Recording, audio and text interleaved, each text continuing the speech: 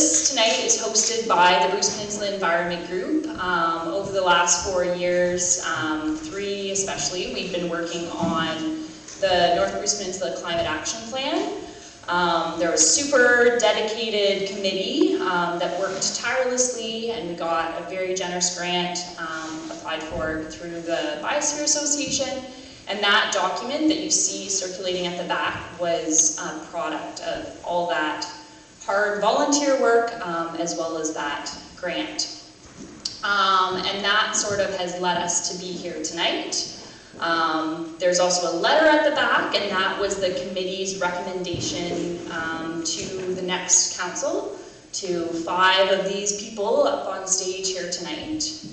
But before we get started, I also do want to acknowledge that we're on the traditional territory of the Anishinaabe Nation, the people of the 3 fires known as Ojibwe, Ottawa, and Potawatomi nations, and further give thanks to the Chippewas of Saugeen and the Chippewas of Nawash, now known as the Saugeen Ojibwe Nation, as the traditional keepers of this land. And I think it's important, this week, September 30th, is Truth and Reconciliation Day. If you aren't already aware, Merridale, in collaboration with Miptone Chagano, are organizing a walk meeting at Purple Valley Road and McIver at 10:30. The walk starts at 10:30, so people will be here by 10:15.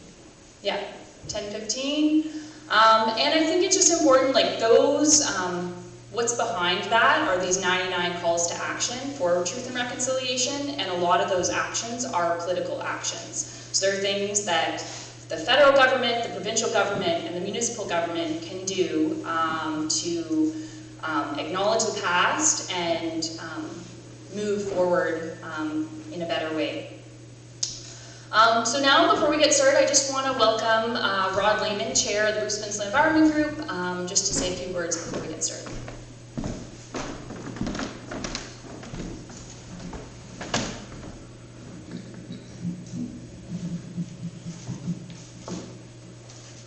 Thanks, everybody. It's great to see you all here. You should know that there's probably, I'm guessing by now, Dominic, maybe 25, 30 people watching online as well. Yeah, 31. 31. So we deliberately wanted to live stream the meeting so that people who didn't feel comfortable gathering in a large room with a lot of people could do that. This whole process about climate is interesting. I mentioned it to someone today who said, oh, we're talking too much about climate, I don't think I want to come. And I said, well, okay. I said, I think what we need to do is learn to talk about climate in a different way. When we were all growing up, we probably didn't talk much about climate unless it was the heat wave that we were experiencing, or planning a canoe trip, or something like that. That conversation has now changed quite a lot for all kinds of reasons. The big reason is that we know now that we are in fact having a big influence on the climate. So Council decided 3 years ago to set up a climate action committee that would look at how the peninsula could do its part to address the causes of climate change and to protect the peninsula from the effects of climate change. And at that point, I think we thought, that's a pretty straightforward task. We'll just figure out where all the emissions are coming from, because that's what it's really all about, it's about emissions. You know, where those are coming from, and we'll figure out how to slow that down. When the committee started work, we realized it wasn't all that simple. So I think we probably met 60 times in 2 years, both formally and informally, to discuss not only where the emissions are coming from, but what are decent, useful ways to address some of that stuff. And so now we have a climate action plan, which is basically a roadmap to reducing our emissions and to protecting the peninsula. So in that process, we discovered some interesting stuff.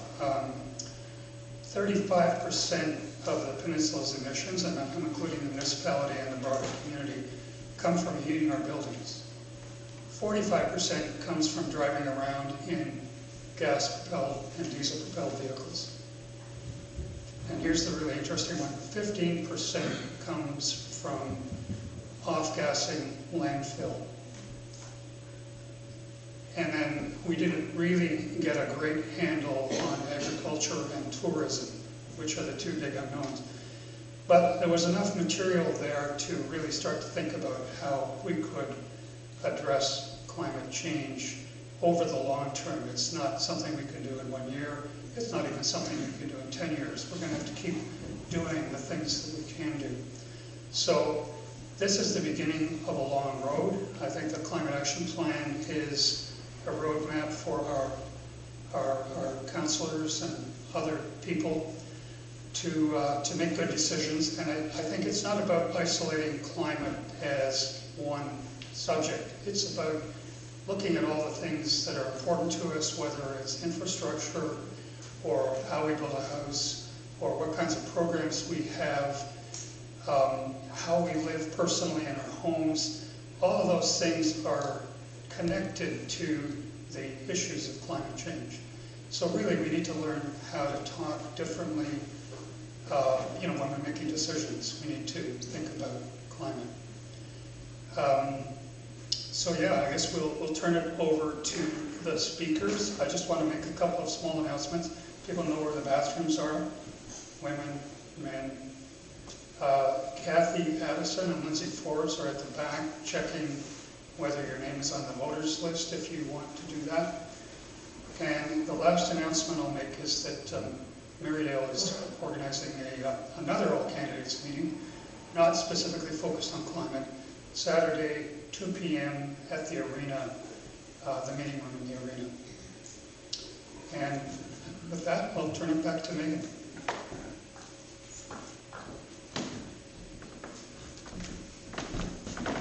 Thanks, Rod. So the format tonight, each candidate will have 2 minutes to have opening remarks, and then they will have 5 minutes each, one block to answer 4 climate-related questions that we gave them in advance. And then that will be followed by an open Q&A. There's 2 ways to ask questions. The first being you can line up at the back at the mic that's in the middle there.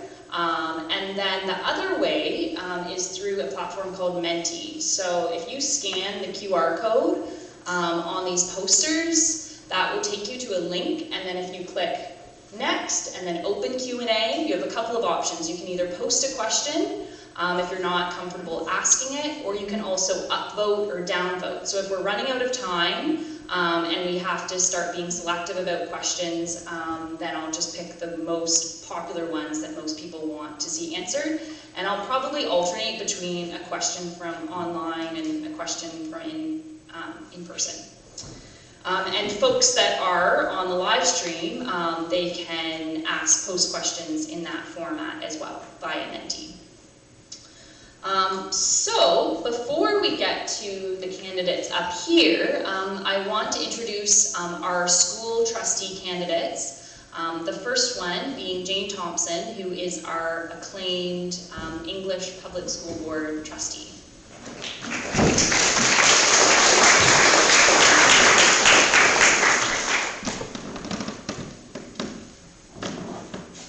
Thank you. I just wanted to take a moment to introduce myself to those people who I've not yet had the opportunity to meet.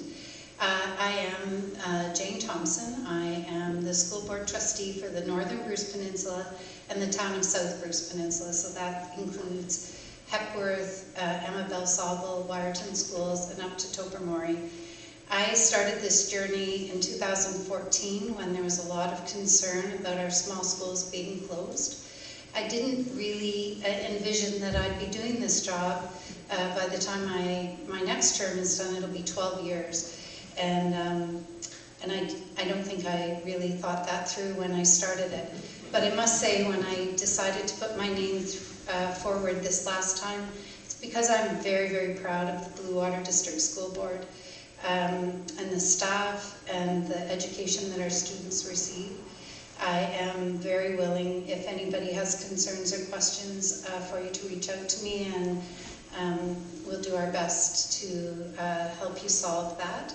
The job of a trustee is governance. We try and set the overall strategic plan that our director implements through our staff. And so I'm not the on-the-ground person that's deciding how things are happening in an individual school. But when I watch what's happening in our individual schools, I'm proud of it, and that's really why I decided to stay put. And I also want to say congratulations to each of the candidates that's sitting on the stage. I have been through that process. It's really hard work. I applaud you for putting your hands up and being part of it. And I look forward to working with whatever council gets elected. So all the best to each of you as you go through this process. Thank you.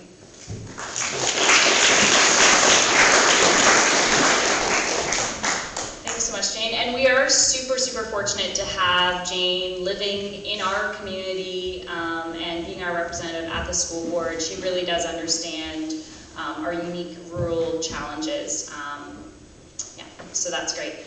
And secondly, I'd like to introduce our English Catholic School Board, one of the candidates who's made it up tonight, Lucy Davian.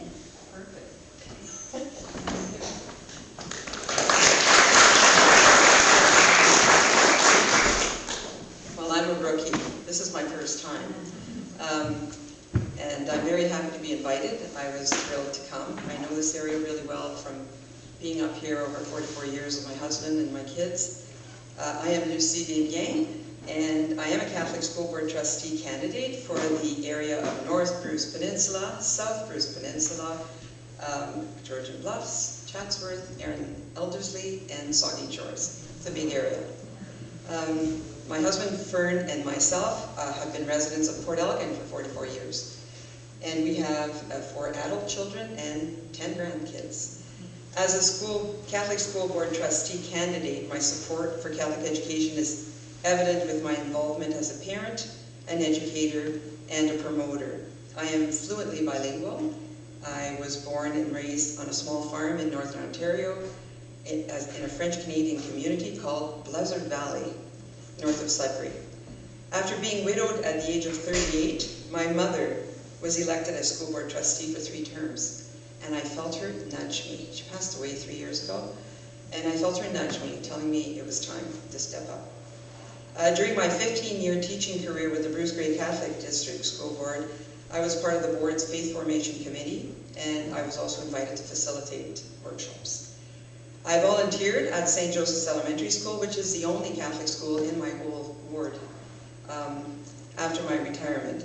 And I helped publish the school's 50th anniversary yearbook. I even put on a Lenten play that I produced, and it was open to the public of all denominations and to the school as a Lenten reflection, and it was very well received. It was a shadow play, and it was pretty powerful. In my parish, I sit as president of the CWL, and I'm chair of the Parish Pastoral Council. I help organize a gathering of information when our parish celebrated their 50th anniversary, and we did a time capsule. I'm a volunteer also at the Huron Shores Hospice in Tiverton. As a fellow environmentalist, I appreciate the work done by your group for the past many years, but I'm just sorry that I was so late in finding out about you and what you do. As a self-professed Saugeen Shores Rail Trail caretaker, I collect garbage regularly when I walk my dog, just about every day, and I'm always shocked at how many users of the trail need to learn to be good stewards of the earth. If elected as trustee, I promise to work hard as I bring the community voices to the table and help set the conditions for every student in our board to reach their full potential. Thank you very much.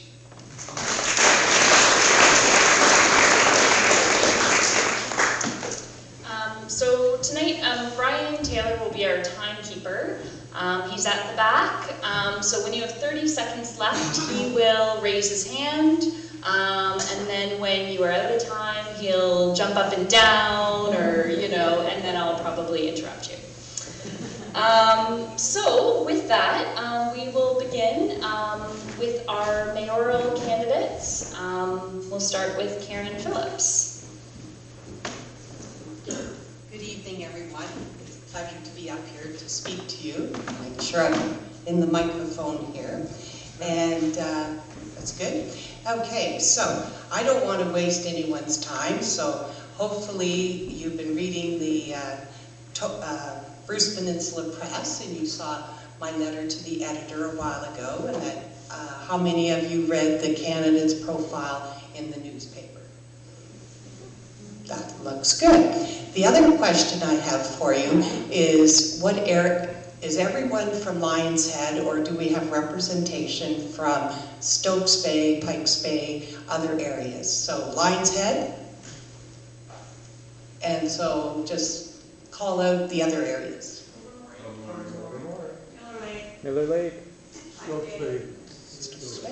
Well, that's great. I'm glad, because I want to serve each and every one of you in a community-wide fashion. I would like to see the decisions made at council be something that each and every one of us can support. And so if I become mayor, be prepared to be asked for your input into any ideas that we come up with, and by all means throw your ideas our way as well. So as far as the different items that I would like to support is certainly the environment. I'm not much of a speaker, I'm more of a doer. And one example is in regards to garbage and that kind of thing, as well as I have a long history in housing, and certainly to substantiate everything that we would like to do in the future, we have to have a sustainable economy that will help pay for it. Thank you.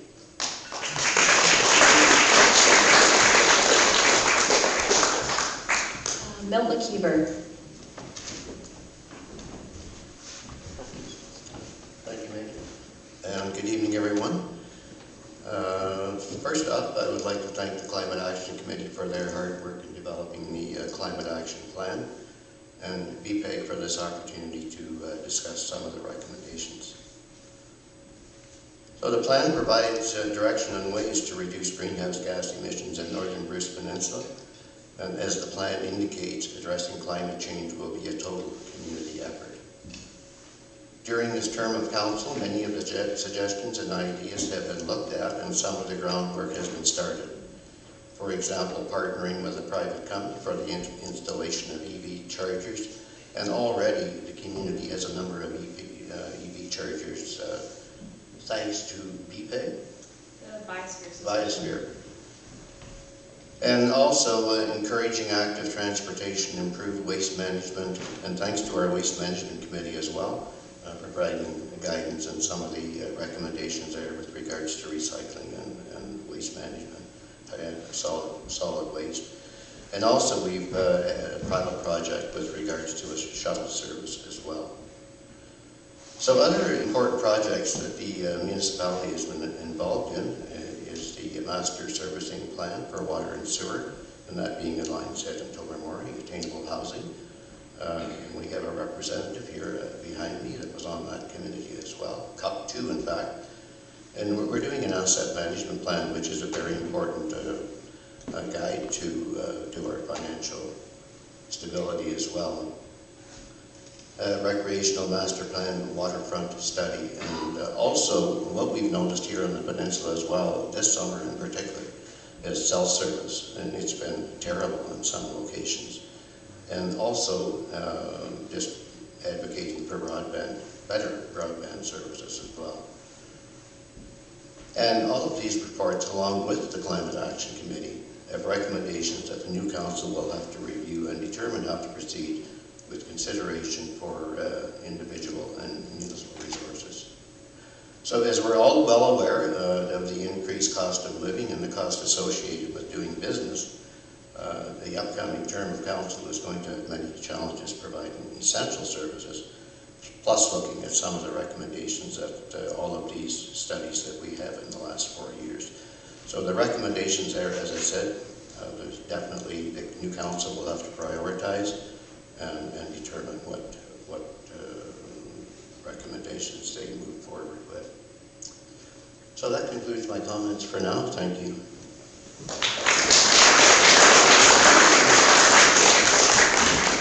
Now we'll move on to our deputy mayor candidates, and we'll start with James Mielhausen. Good evening, everyone. Thank you, Megan. Thank you, BPEG. Well, Mel pretty well covered everything right off the top. There's not much more to say for the Climate Action Committee and that stuff, so I'll read what my thing in the paper said. After 4 years as councillor, I am pleased to announce my candidacy to continue to serve the community of the Northern Bruce Peninsula, this time in a different role as your deputy mayor. I am proud of the accomplishments our small but strong local government has overseen over the past 4 years. Despite challenges associated with COVID-19, we worked towards improvements in several sectors that are central to our community. During my time as your councillor, we approved the Climate Action Committee, contributed to the Sustainable Tourism Plan Advisory Group, requested funding from the provincial government for update water and wastewater infrastructure, Tobermory and Lineshead, respectively. We prioritized bylaw amendments for affordable housing and obtained federal and provincial financing support to upgrade the Lineshead Arena and Community Centre. Many of these exciting projects are underway, and I am hoping for the opportunity to see them through as your deputy mayor. As you may know, I was born and raised on the Bruce Peninsula and lived here my whole life. I am proud to represent this area and hoping to be involved in a larger capacity to advance existing projects and initiate those most important to the constituents of Northern Bruce Peninsula. As your deputy mayor, I will continue to focus on the following: work to implement water and wastewater infrastructure, improve municipal facilities including parking, washrooms, recreation areas, prioritize affordable housing and provide opportunities for the peninsula for the next generation, promote local tourism and small business ventures that offer employment for residents, support local farmers through municipal drain, maintenance, building, and zoning. I welcome open discussion with taxpayers to understand opinions and concerns about issues. These conversations help me better understand the needs of locals and serve the community. On election day, I ask you to vote for James Mielhausen when selecting your deputy mayor. Thank you.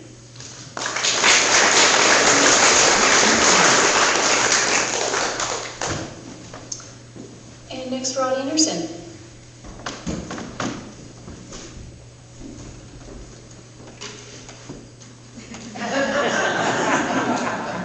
Is this going to work? They're just rolling different ways. It's a little daunting standing up here in front of everybody. And I was sitting there actually thinking of a candidates meeting years and years ago that I attended. And one of the candidates got up, and he'll remain nameless, but it went basically like this: "My name is Joe, vote for me." And he sat down. And he got elected. And he came second in the polls. So things are a little different now, aren't they? My name is Rod Anderson. I'm running for deputy mayor. Vote for me. I live in Tobermory with my wife Valerie. And over the last few years, I've been in this game, and it's been 18 years, 16 years or something since I've been in it. But over the years, I've worked as a manager at the Wired Arena. I worked as a hyperbaric technician at the Tobermory hyperbaric facility. I did a mission with Doctors Without Borders. And I run my own business in Tobermory, Grand Marine Limited. I'm not new to municipal politics. In 2001 to 2004, I was the deputy mayor for the municipality of Northern Bruce Peninsula. And previous to that, for 12 years, I think, or something like that, I was the deputy reeve and the reeve of the St. Edmunds Township. The last council set some initiatives in motion that I support. The Water and Sewer Initiative and the Climate Action Plan. I'd like to be around to move those forward, be part of it, as your deputy mayor. Thank you very much.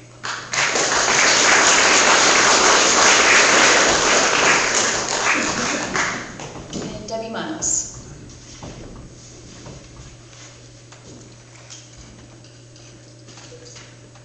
Good evening, ladies and gentlemen. Just Good evening, ladies and gentlemen. I'm Debbie Miles. First, I'd like to take this opportunity to thank you for coming out this evening. I know everyone has busy lives, and I do appreciate you being here. I also want to thank BPEG for hosting the event, and a special thank you to the Climate Action Committee for their countless hours, days, weeks, and yes, I'm sure months of research and planning it took to create our Climate Action Plan. I've had the privilege of being your deputy mayor for the last 4 years, and although it hasn't been without some challenges for me, I believe moving forward, we can do much better at working for you, the taxpayer. We need to be better at communicating with you, we need to listen to you, and most importantly, we need to be open and transparent. I just don't say these words, I mean them. We need to make intelligent decisions when it comes to our communities to ensure the entire peninsula is protected for future generations. We have 10 grandchildren, and I want this to be a place they can enjoy whether they choose to live here or come here to vacation. We need to make reasonable and smart decisions on how we spend your tax dollars.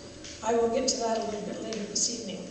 I believe we need to work together with SON, Parks Canada, Ontario Parks, and Bruce Trail to ensure we are doing all we can to protect this place that we have been entrusted to preserve.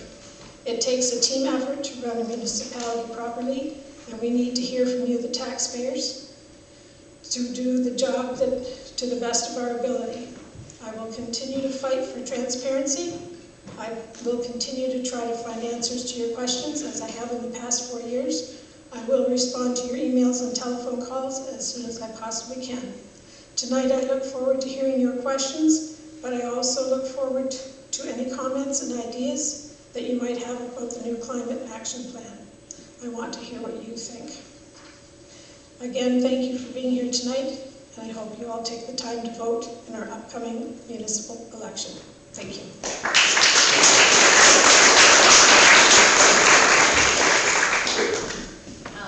Dom, let me know that we now have 48 people. Is that still what our count is joining us online? 54. 54, wow, this is democracy in action. And it's so good because we do have 2/3 of our tax base is seasonal, so it's great to give them an opportunity to hear from the candidates directly.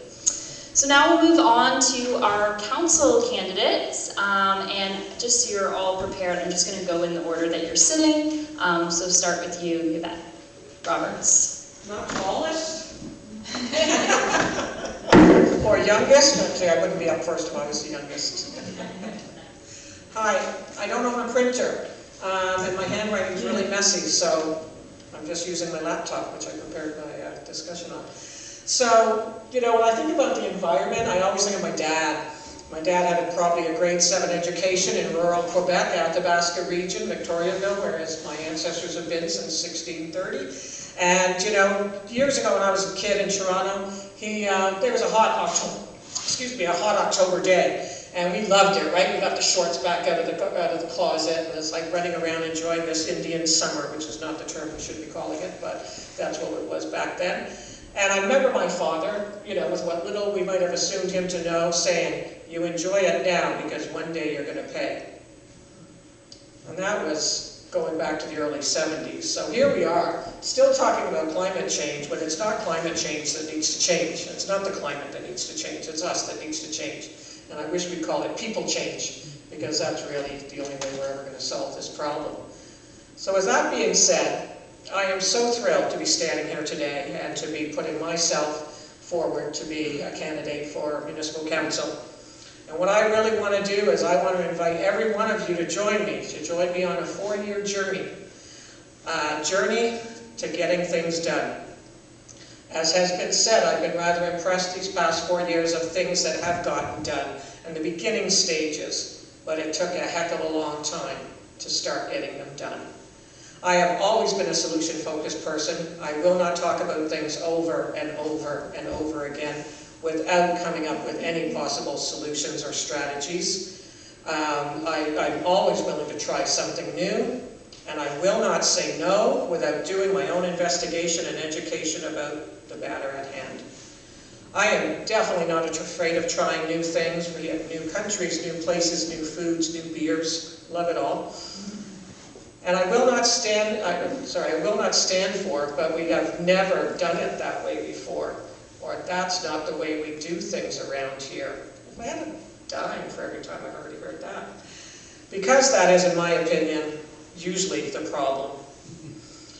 I will not do nothing, that I can assure you.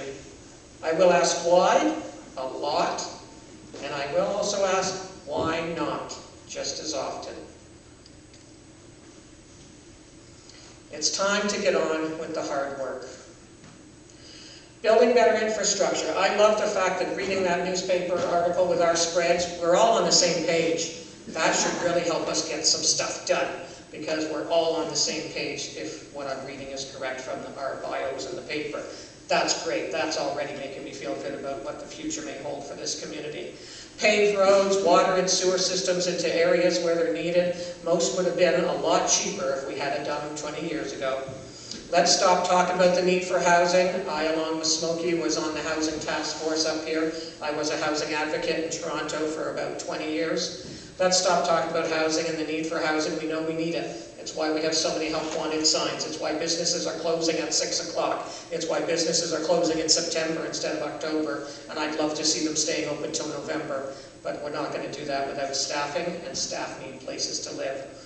I'm not saying that, and I'm so thrilled about the recent changes in the bureaucracy and the bylaws and building codes and restrictions. I'm not saying that all these restrictions, that we have are necessary, and I'm certainly not going to change any that have any negative impact on our environment. But we need to start looking at where we are the problem as a municipality and as council in getting things done. So do I want to see change? Absolutely. I want to see change in the way we prioritize things, change in the way we ignore problems until those little problems become huge and cost us so much more to fix. It's going to cost a lot of money, millions and millions of dollars in fact, but let's also start looking at how we can increase our revenues. The dock fees, no offense to anyone who's got a boat, I don't have a boat, what do I know? My gosh, we have some of the cheapest dock fees, harbor fees. There's ways to make money there, especially at launching. And maybe we do need another launch. Maybe we need a couple more municipal launches. They're going to cost money to build, but they're also going to bring in a lot of revenue, and they're going to stop the traffic jams that I know I see every day throughout the day, and the safety issues in the Tobermory Harbor in particular, and I'm sure down here too. So personally, what I want to know is why are we giving $1.3 million to the OPP, and how can we better spend that money when our fire department is only getting 1/3 of that on an annual basis? I'm going to stop you there. And she's going to stop me right You there. can use your 5 minutes afterwards to finish off if you want to. And I'm not related to a single person on the Northern Bruce.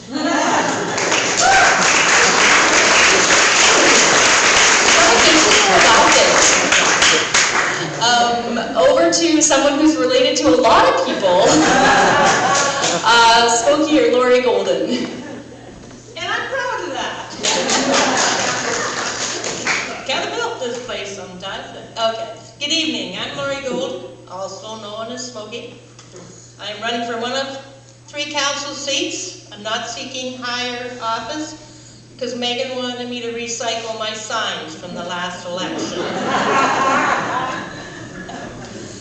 My focus, both on council and off, has always been to contribute to building a community that's healthy and sustainable.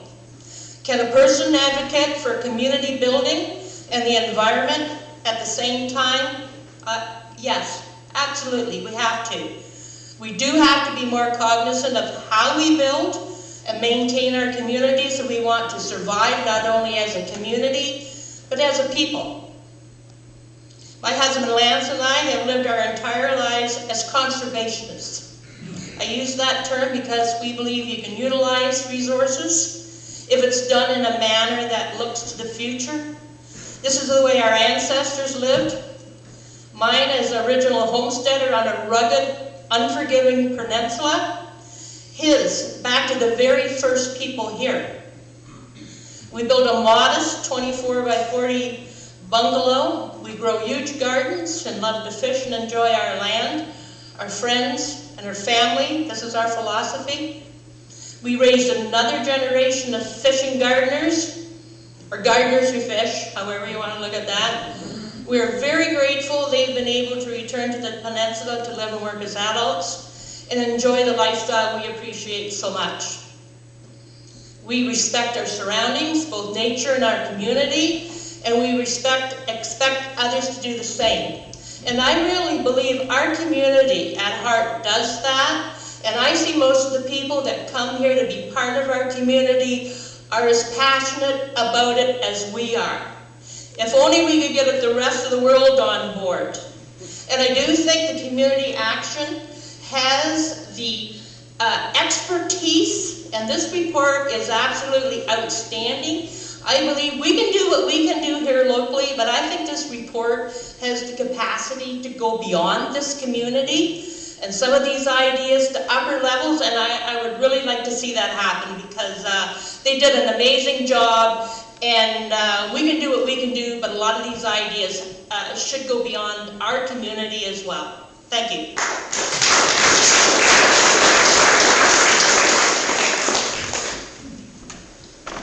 Yeah, I didn't say this before, but this is just the second climate action plan in Bruce County. The only other one is here on Kinloss. And in Grey County, they're upper tier. So Grey County did a climate action plan. So we're definitely leading the charge. Todd Dowd. Good evening, everyone. My name is Todd Dowd, and I'm glad to call the Bruce Peninsula my home. I moved here in '93. I live on a farm in Cape Chin proper with my wife Charlene and daughter Lily. I know some people have asked my wife Charlene. They thought that I was crazy for running for councillor, but maybe I am crazy, but I am grateful to live in this community. I'm grateful for our schools, our healthcare system, the arena, the people, and I respect what the council has done in the past. What you get from me is a hard worker. I consider myself rounded. I've traveled a lot of North America and worked in many jobs, and I aim to continue to work hard and do the best I can and learn all the ropes and serve you to the best of my abilities. I would like to thank you for coming here tonight and speaking, and I commend the Climate Action Committee for all their work with the Climate Action Plan. Thank you.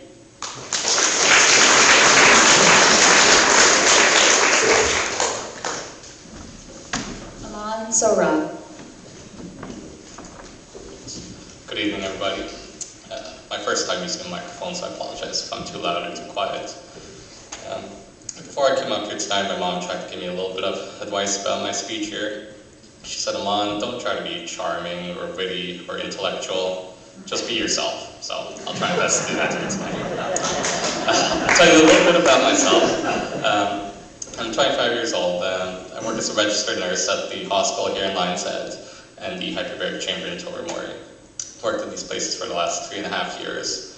In my free time, I volunteer at the food bank in Tobermory and serve on the fire department as well. As you may be able to tell, I care a lot about this community. This is the place that I chose to call home. As you might be able to tell by looking at me, I obviously wasn't born here, but I chose to move here. This is a beautiful community, and I want to continue to serve it and be the best counselor I can be to serve all of you guys and make sure all of your interests are heard. I may not have any direct political experience, but I do believe I have the skills to be successful in this position. While working at Lions Head, I served as its representative for the union, for the Great Result Services Emergency Quality and Safety Committee, and the Great Result Services Skin and Wound Care team.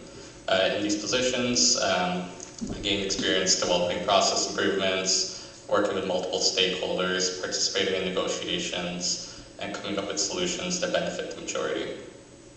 I also have a lot of experience reading through long, boring documents and trying to make sense of them, something that I'm sure I'll have to do a lot as counselor. So, going forward, our municipality will face a lot of challenges. Tourism, climate change, housing, just to name a few. All of these challenges will require new innovative solutions. And I promise to fulfill them while maintaining the culture and heritage of our peninsula. And I promise to work towards creating a community that all of us, our children, and our grandchildren can be proud to call home. Thank you.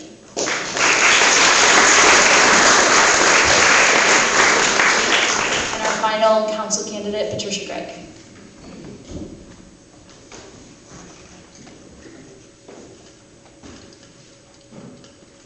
Thank you and welcome. I'm glad you're here tonight. I want to thank BPEG for hosting the meeting. This is a really important topic. Just want to put in a footnote for long family histories. My mother's father was one of the original reeves and one of the original clerks of Eastern Township, and was part of the committee that actually worked to build this building, which I didn't find out until after I moved back. The responsibilities of a member of council are pretty straightforward: to represent the public, work with staff to develop cost-efficient services, maintain the financial integrity, and work collaboratively with other members of council. I have experience of 3 terms on council to draw on, as well as a successful career in library administration, where teamwork and leadership were essential. I believe council needs to be more proactive in ensuring that the good work that was started by the previous council comes to fruition. To that end, I would like to see the reports that were done, all the recommendations compiled into a central report with staff responsibilities assigned, so that then council could sit down and develop the priorities in a meaningful collective way. I think all the work that's been done by these major reports is far too important to lose this time, because we don't know which report is coming, which recommendation is coming from which report. I would like to see this work begin with the budget deliberations in 2023 and come to a fruition in the summer of 2024. Thank you very much.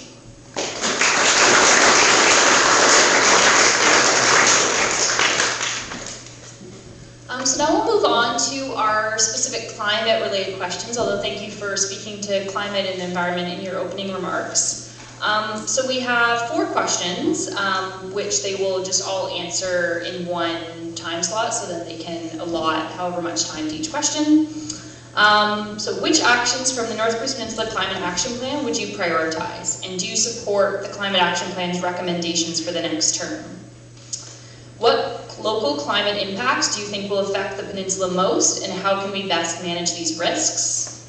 In your opinion, how can we best reduce emissions from tourism and agriculture? As Rod mentioned, those were elements that we didn't have the capacity to fully incorporate into our plan. So that's definitely a next step. And what are your thoughts on the proposed land-based fish farm in Colquhoun Bay?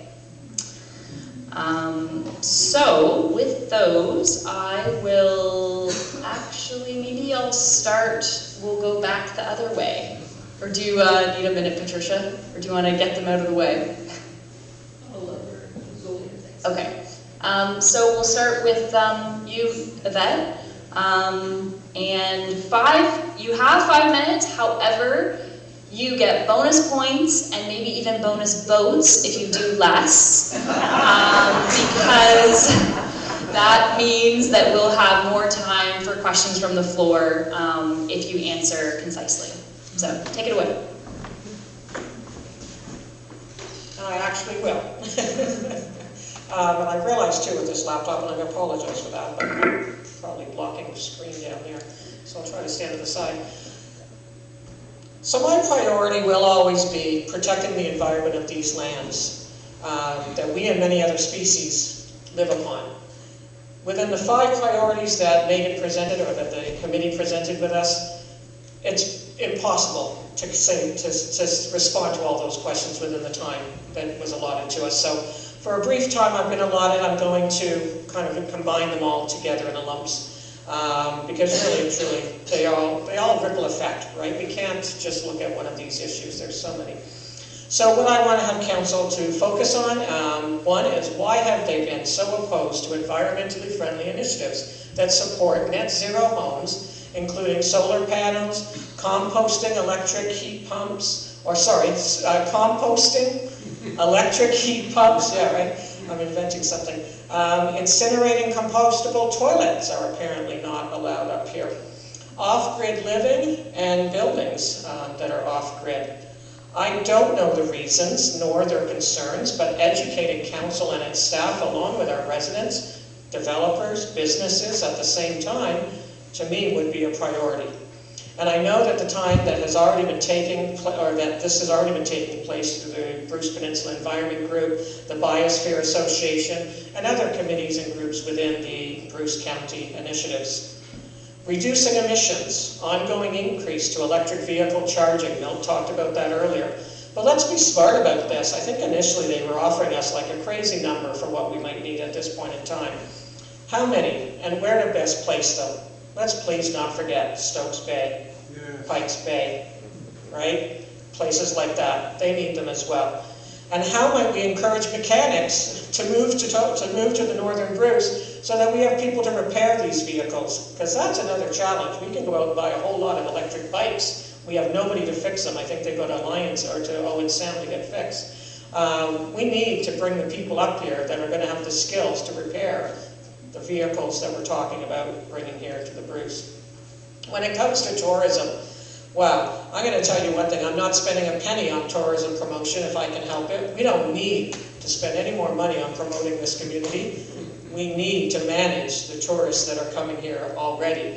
So my priority is going to be educating tourists who are coming here.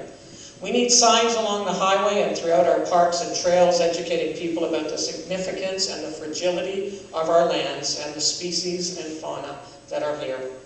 And telling folks what they can do to help us protect these lands. This information, as far as I'm concerned, it should be in every hotel room, every short-term accommodation or tourist accommodation. And better yet, we should be including it with all of our confirmation emails, whether that's for a hotel, whether that's because you book at Parks Canada.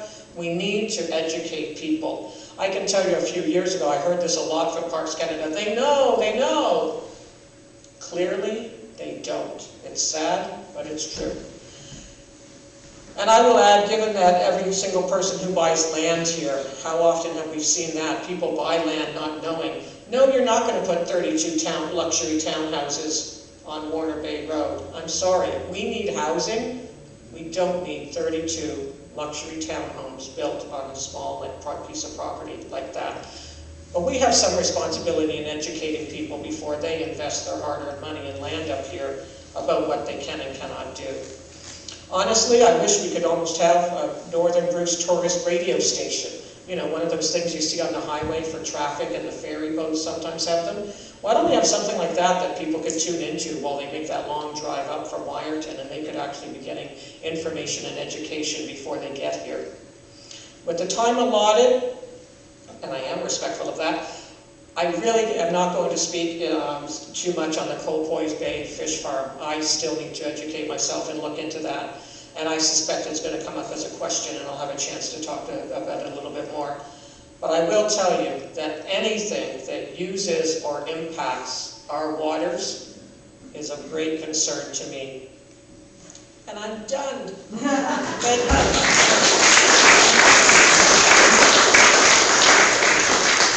you.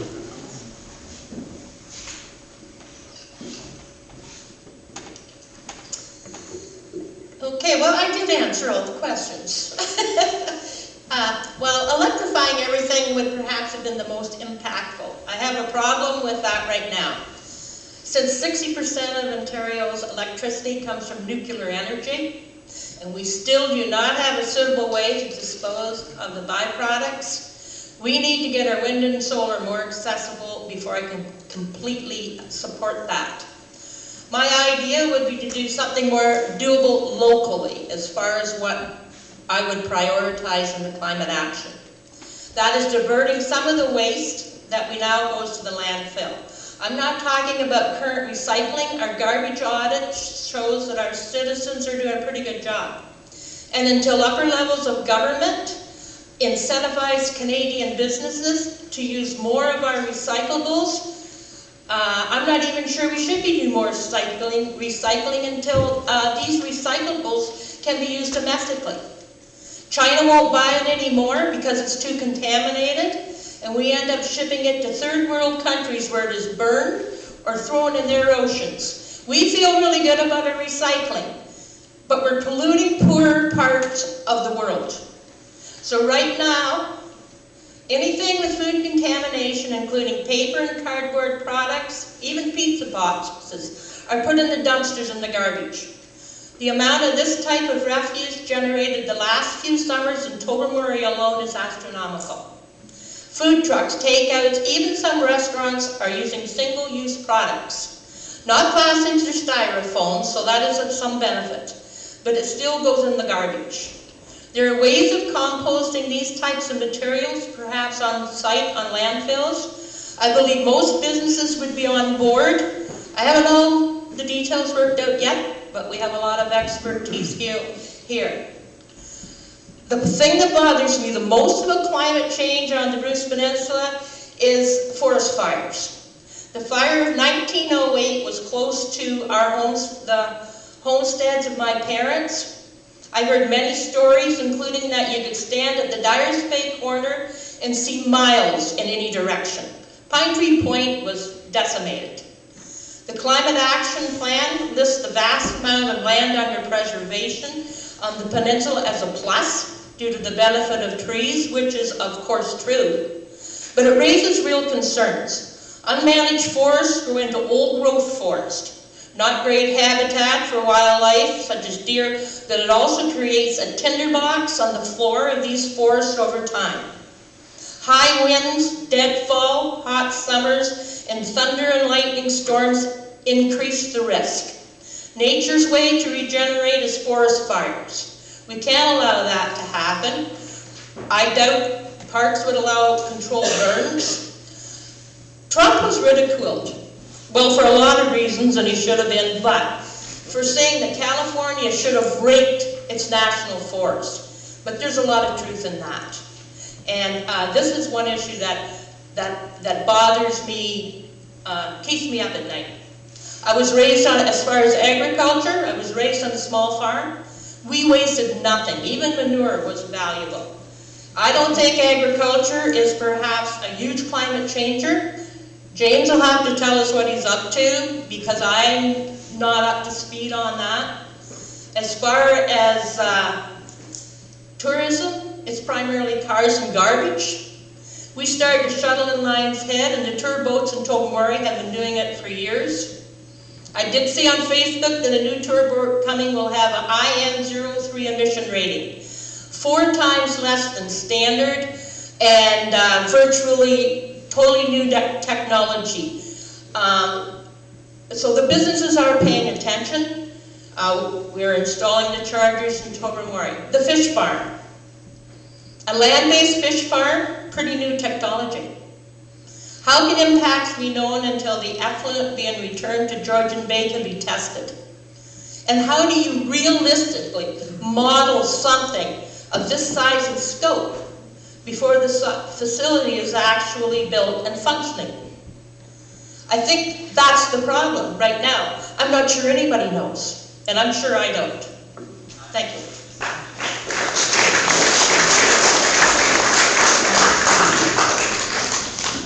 Thanks, Smokey. Todd.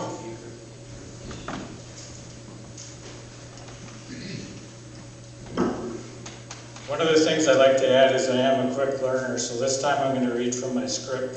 So make sure I say everything that I wanted to say. Which actions from the Northern Bruce Peninsula Climate Action Plan would you prioritize? I would prioritize climate action number 5, protect the peninsula. I think it is extremely important to be proactive in planning and enhancing the capacity to recover quickly from an emergency. It'd be very important to promote the Fire Smart program and to make sure a volunteer fire department is equipped and has the proper training. This week, Tropical Storm Fiona showed us the power of Mother Nature, and we can expect more and more extreme weather events down the road. All the other climate actions are just as important. Wipe out waste, extremely important. Cutting consumption, electrifying what we can, and nurturing nature. I support the Climate Action Committee's recommendations for the next term. What local climate impacts do you think will affect the peninsula most?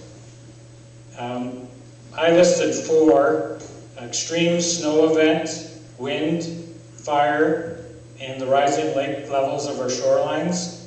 I know the first two sometimes can come together, and I think it would be important to make sure our emergency preparedness is up to date.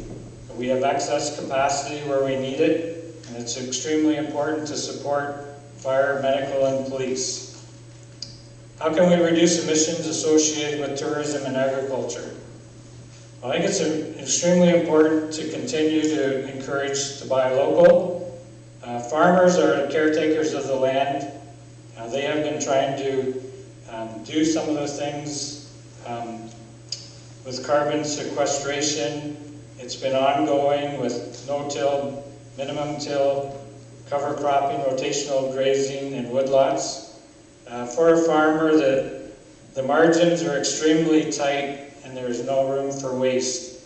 I don't think you'll find any farmers wasting fertilizer on their land. And I think it's important to continue to work with farmers and educate consumers. As far as tourism, if we can, I think it would be important to make sure that the tourists drive up and park their vehicle, encourage them to walk around and use the shuttle bus services that have been put in place. The last question, what do you know about the proposed land-based fish farm in Colpoise? I'll be honest, until today I didn't know that much about it, but I did learn that the fish farm is going to put back a maximum of 50,000 liters of water, will return daily to the bay, and it will be treated and cleaned. And just a comparison, the Wyerton sewage treatment plant returns 1.726 million liters each day. So the fish farm, to compare, is only 3% of what the sewage treatment plant puts back into the bay. So I'm not against it. You can have more control with the fish farm out of the bay than in the bay, and it is important to see what the environmental assessments say about it, and also I think it will be very important to listen to what the opinion is of the Saugeen Ojibwe Nation. Thank you.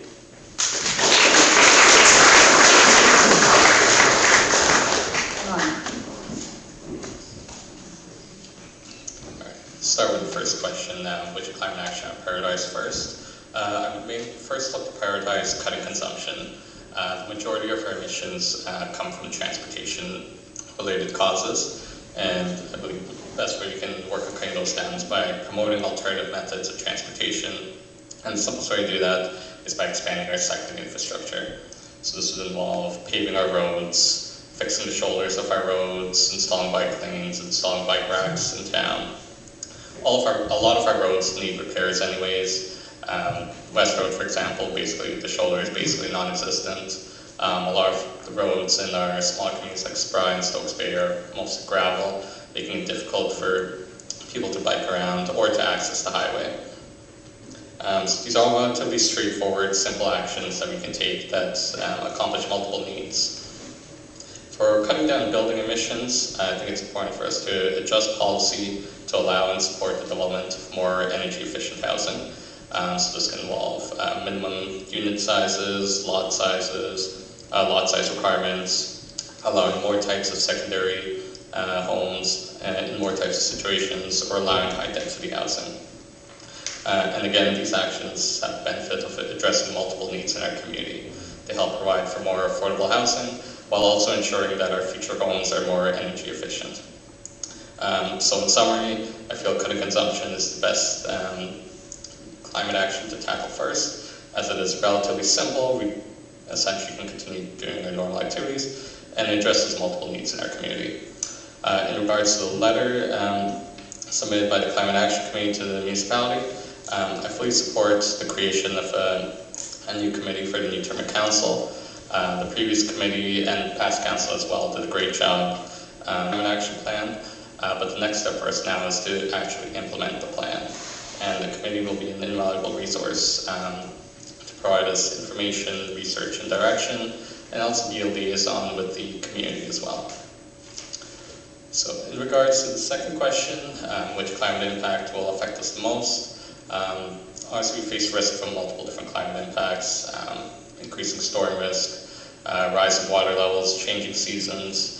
But I believe if we analyze them all in terms of likelihood to occur and potential for damage to lives and property, wildfire risk is probably the one that will affect us the most. And I believe the most cost-effective way to mitigate this risk is through education and prevention. This is a relatively straightforward process that requires minimal resources. We can deploy, for example, the Fire Smart Education Program, which was developed in BC, where they obviously face a lot more forest fires than us, but it's being adopted in many municipalities all across Canada. It outlines simple economical steps that municipalities and regular homeowners can take to decrease the risk of forest fires occurring and also to decrease the chances of them spreading. We also have a list of registered short-term accommodations, so we can work with those homeowners to make sure all this information is passed on to their tenants as well, to make sure we reach our tourist population as well. In the long term, we of course do need to ensure that we have the capability to manage forest fires, as forest firefighting is a totally different skill from urban firefighting. It involves different techniques and different equipment. But the cheapest and simplest step we can take now is to focus on prevention and education. For the third question, addressing emissions related to tourism, I believe we can look to explore possible transit options, perhaps in collaboration with the county or with other municipalities. It's maybe more of a longer term goal, but if we can develop transit options from sort of high volume areas like Toronto or London, this can help cut down traffic, cut down emissions, and also possibly generate revenue for our municipality. For our tourists here, I believe it's important to continue to support our shuttle services. I know there's some kinks in the systems, but the shuttle service has great potential to, again, reduce traffic in our towns, cutting down emissions, and making it safer to walk through town. For agriculture, I believe it's important to recognize the potential for farmlands to be good for the environment. They have the potential to remove carbon from the environment and store it in the soil and plants. So we need to work with our farmers to, first of all, protect our farmlands from urban development and also from many of the impacts of climate change, such as increasing storms, changing seasons. These all have the potential to negatively impact our farms. And so we need to make sure we plan for this so we can help our farmers mitigate this risk. In regards to the fish farm, what I do know about the fish farm is they plan to take out about 50,000 liters of water a day, clean 98% of it, which means they'll be dumping back about 2,500 liters of water a day, which isn't fully clean. This stuff will be full of fish waste, antibiotics, sedatives, and so all be dumped in a very concentrated area, which can have significant negative impacts on the ecosystem in our waters. It'll affect our fish, it'll affect other wildlife in the water, and also our drinking water. While I do appreciate the potential for this fish farm to generate a lot of jobs and solve some of the shortages we have on fish, I think it's important that we really scrutinize the upcoming environmental reports and make sure this is something that's not going to significantly harm our community and our waters. Thank you.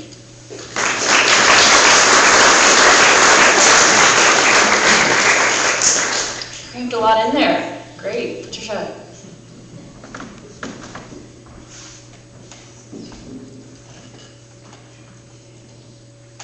I listened in on council the day that the climate action plan was presented, and I was impressed by the amount of work, the supporting data, and the overall approach. I liked the 5 categories and the 6 recommendations per category, which identified the many opportunities for participation. There's something in there for everybody.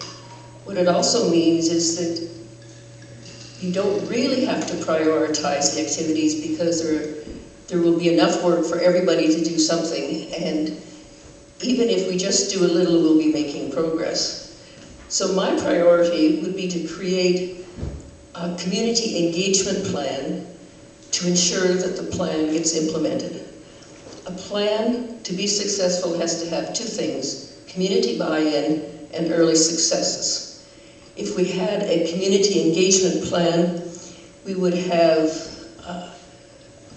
encourage the number of people who participate, we would bring in new people, it would become something that everybody incorporated into their everyday life. So I would like to see that as one of the priorities. In terms of the two committees, I would certainly support the idea of creating a centralized environmental service committee. I think those needs better fit the current council and the current community needs. But as I read more and more about the report, I think what we might be looking at is a community or a committee, a climate action implementation committee. I think the work that's been done is just far too important to let go unattended. In terms of what would affect the municipality most, we have a very active emergency management group, and they assess these impacts on a yearly basis and run exercises. They have done leading work within the county. I think this committee should be tasked with implementing that work. Sorry, it's not a committee, it's a department.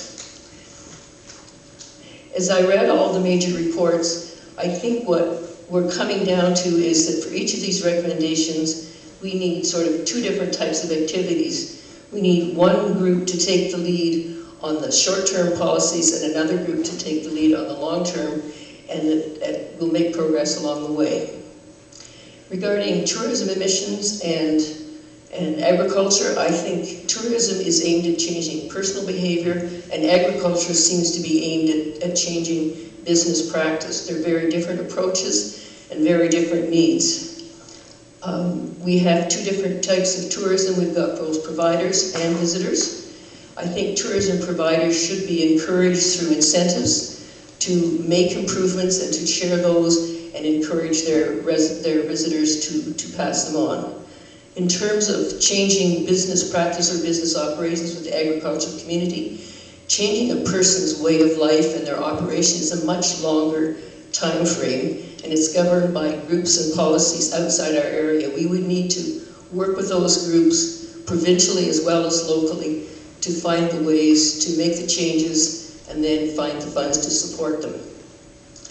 So the bottom line is, when it comes to the climate action, we need to be able to show both the direct cost of the change, but the cost of the offset. We need to start looking at climate action committee recommendations as an investment, not an expense. With respect to the fish farm, the concerns I always have when we talk about fish factories, because they're not fish farms, relates to the quality of the fish, the quality of the water, and the water that comes in and the water that goes out.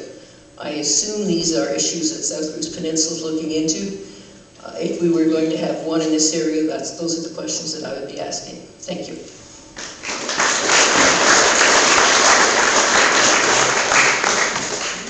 Now to our Deputy Mayor candidates, Debbie Miles.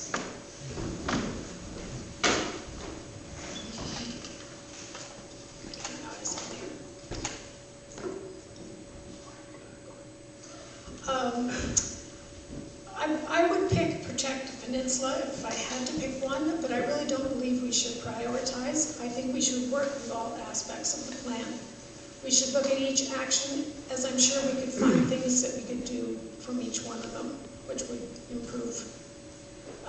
The climate impacts that I think will affect the peninsula the most are water levels, storms, and fires.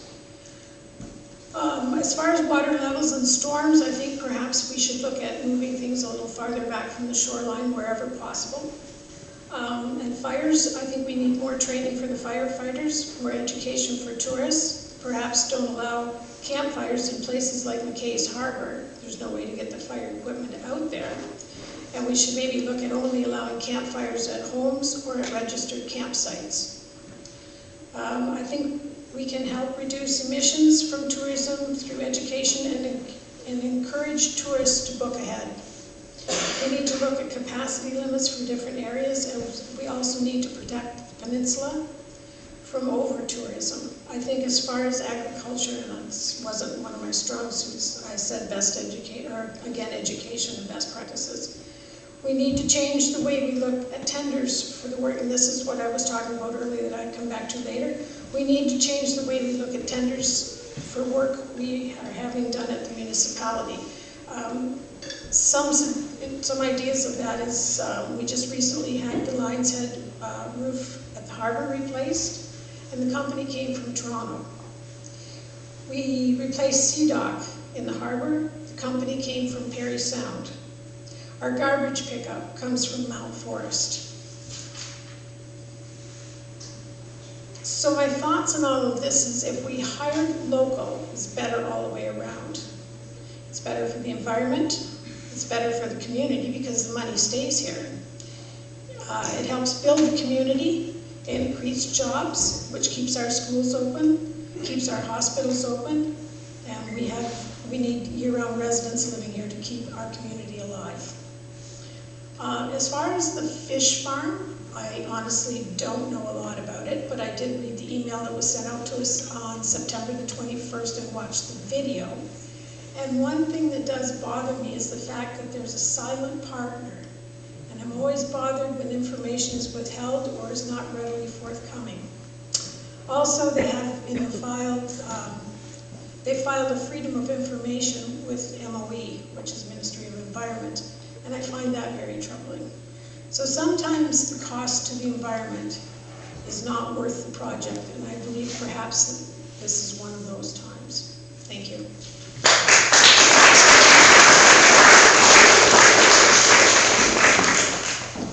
Rod?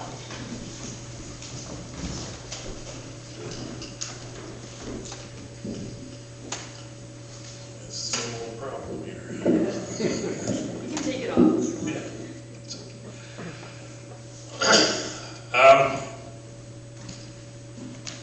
I'm impressed, very impressed. I sat on a comprehensive management plan committee for 3 years. There are 2 national parks, and I know the amount of effort and time that goes into creating a document like this. So you guys should be proud of this. It's a job well done. Thank you. It'll be good. I don't want to say Bible, but a good, yeah, resource for future councils. One of the questions was, what do I think about supporting, how did they put it here, which actions in the climate action plan would you support? I mean, I support them all, obviously. But if you had to pick one that municipality could sort of grab hold of, I would go with the electrification option that you had, which was number 2, climate action, number 2. And the reason I say that is as a municipality, we can lead by example. So we can, as we're redoing or building new infrastructure, we can make sure that it does indeed meet the criteria that we want in terms of being sort of green, I guess, and low energy use, that sort of stuff. So there's an example that the municipality can take and run with. I mean, I support all of these things, but we're just being specific on them. Years ago, I sat Emergency Measures Ontario. I was at a seminar they gave for 3 or 4 weeks, and I think Kathy Addison took one too. And it was interesting, so I'm going back 25 years, that the big concern at the provincial level at that time was forest fires on the Bruce Peninsula. So concerned that they had a plan in effect for this end of the peninsula for forest fires, that it included evacuating people on the Chichiwan and Turtles. Now times have changed since then. I mean, fire is still an important consideration, but we only have to look at this last weekend with Hurricane Fiona to realize that living on a peninsula, windstorms and the resulting wave action, and we've seen this, is going to be a big problem.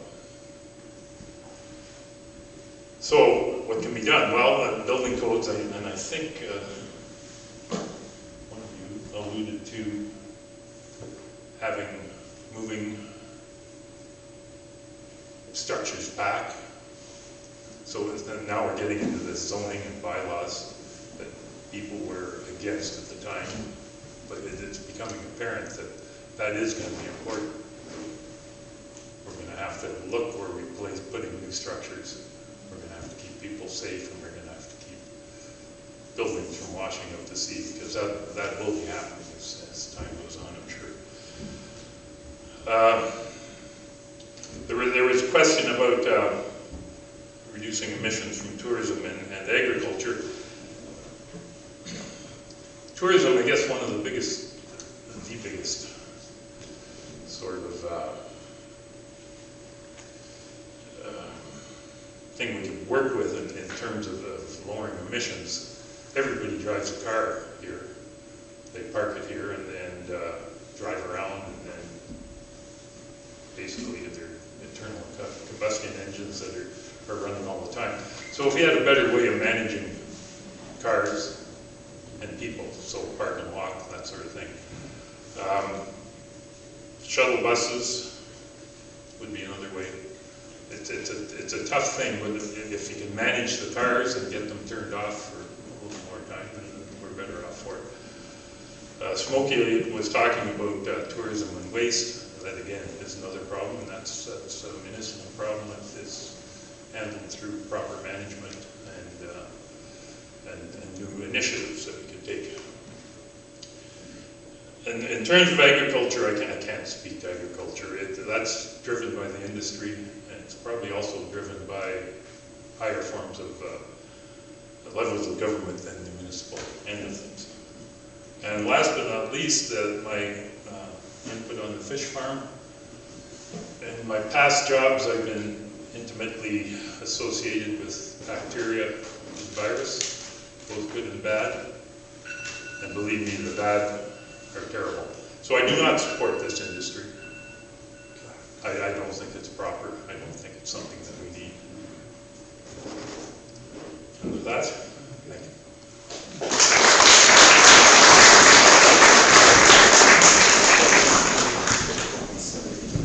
And now, last but not, oh, yeah. I'm ready. Yeah, you're ready. We're in the farm right Now off the tell us bat. about agriculture. Let's go to the farm. Okay, yes, I do support the action committee or climate thing, and we'll use it in the next term of council too. I go for number 5 for preventing wildfire. Storms are going to be our big thing. Storms. So we got to be prepared for them. Kathy has I'm going to say encyclopedia ready for evacuation and stuff, for preparedness of this kind of thing. So that's where I am, but they are all very important, not just one, but that number 5 sticks out to me, so they're all very important. Then for the second question, it pretty well leads right to number 5 also. Storms are going to be the same thing, and how can we manage them with risks? Same thing. Turn the houses the right way, close to shore. Keep our forests. Our forests need trimmed. We just can't let a forest grow up. We just can't let it grow up and fall down. That's just an invite for a forest fire.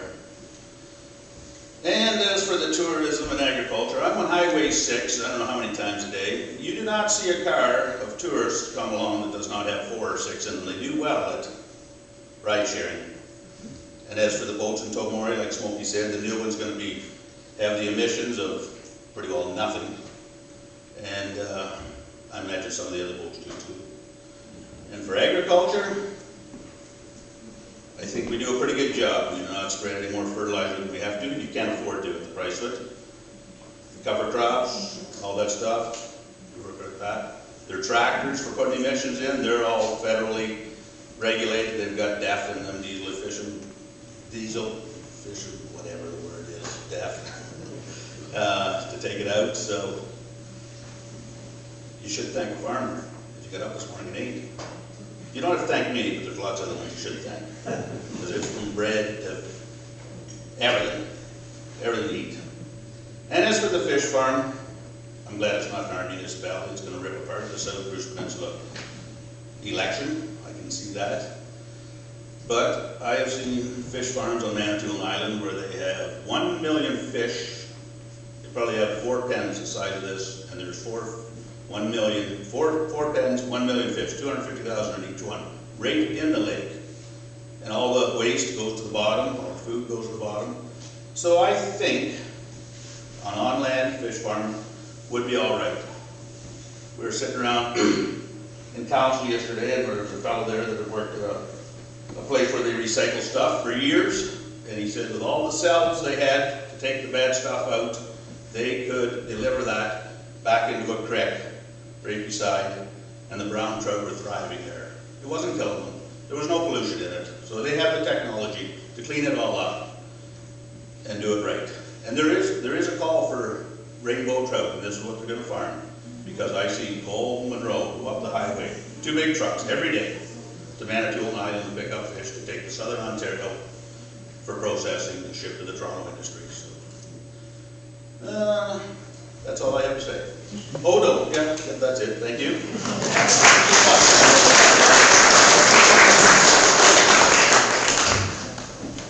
And now to our mayoral candidates, Milt.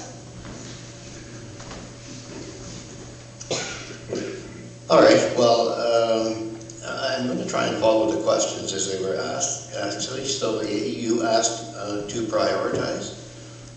So I'm going to be repeating, I guess, a lot of the stuff that's been said, but priority number 2 would be electrifying everything would be my priority, because the plan does indicate that automobiles and the heating of homes are the 2 major contributors to the emissions on the Bruce Peninsula. So, and automobiles at 45 and heating of our homes at 35. So that would be where I would probably start to work is electrifying.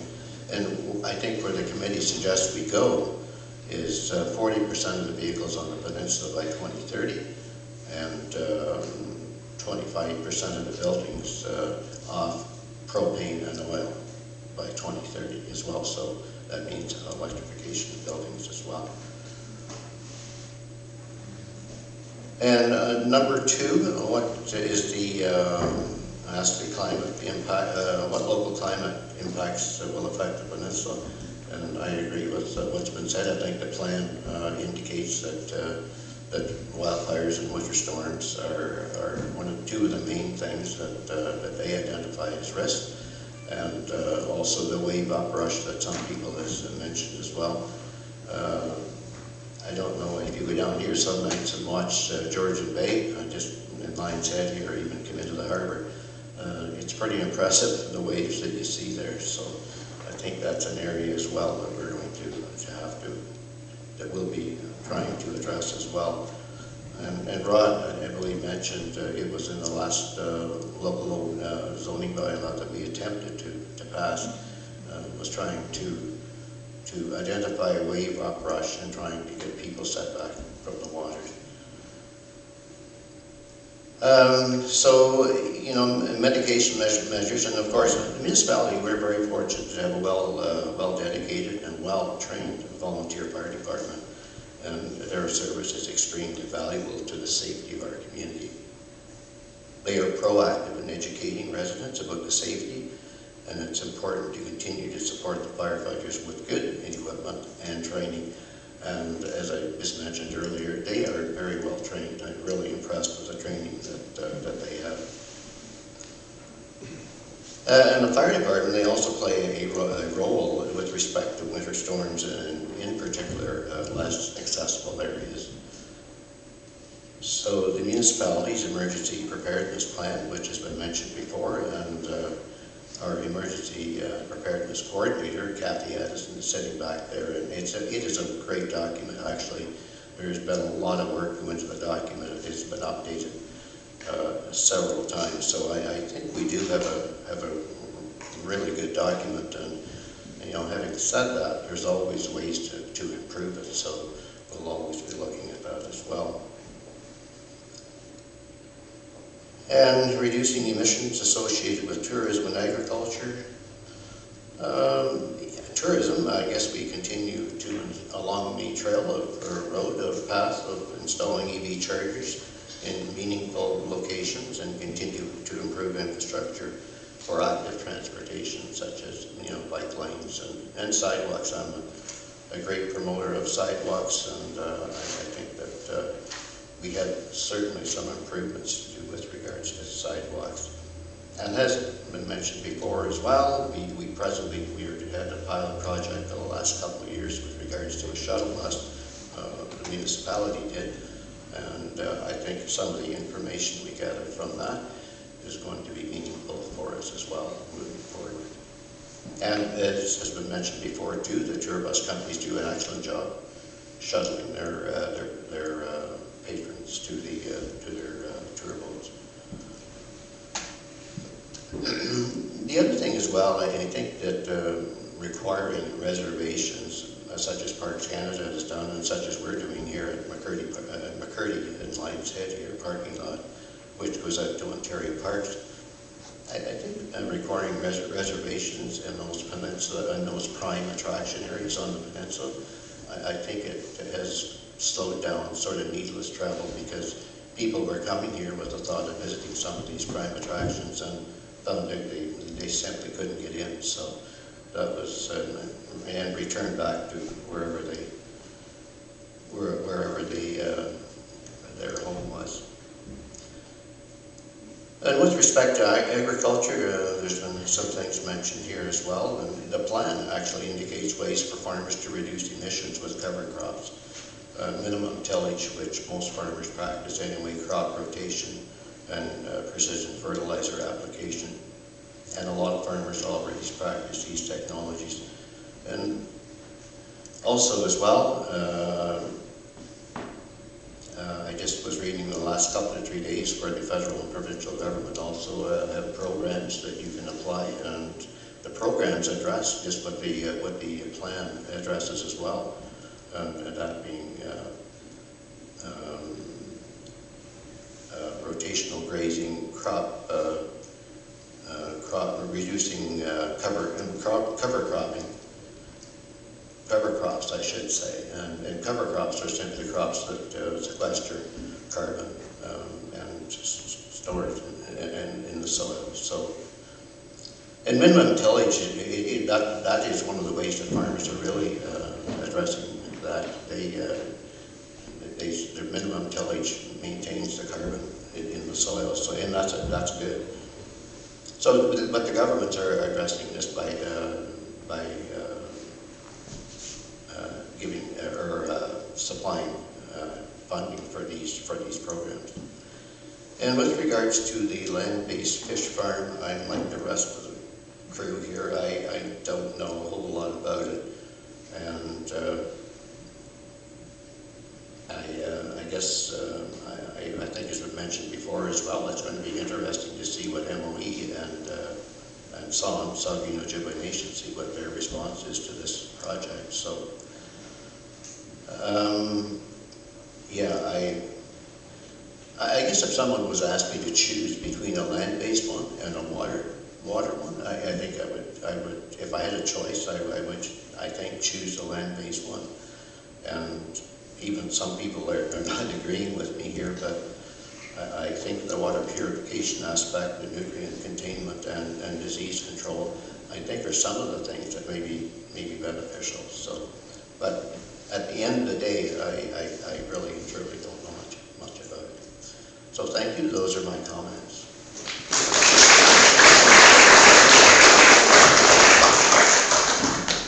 Karen.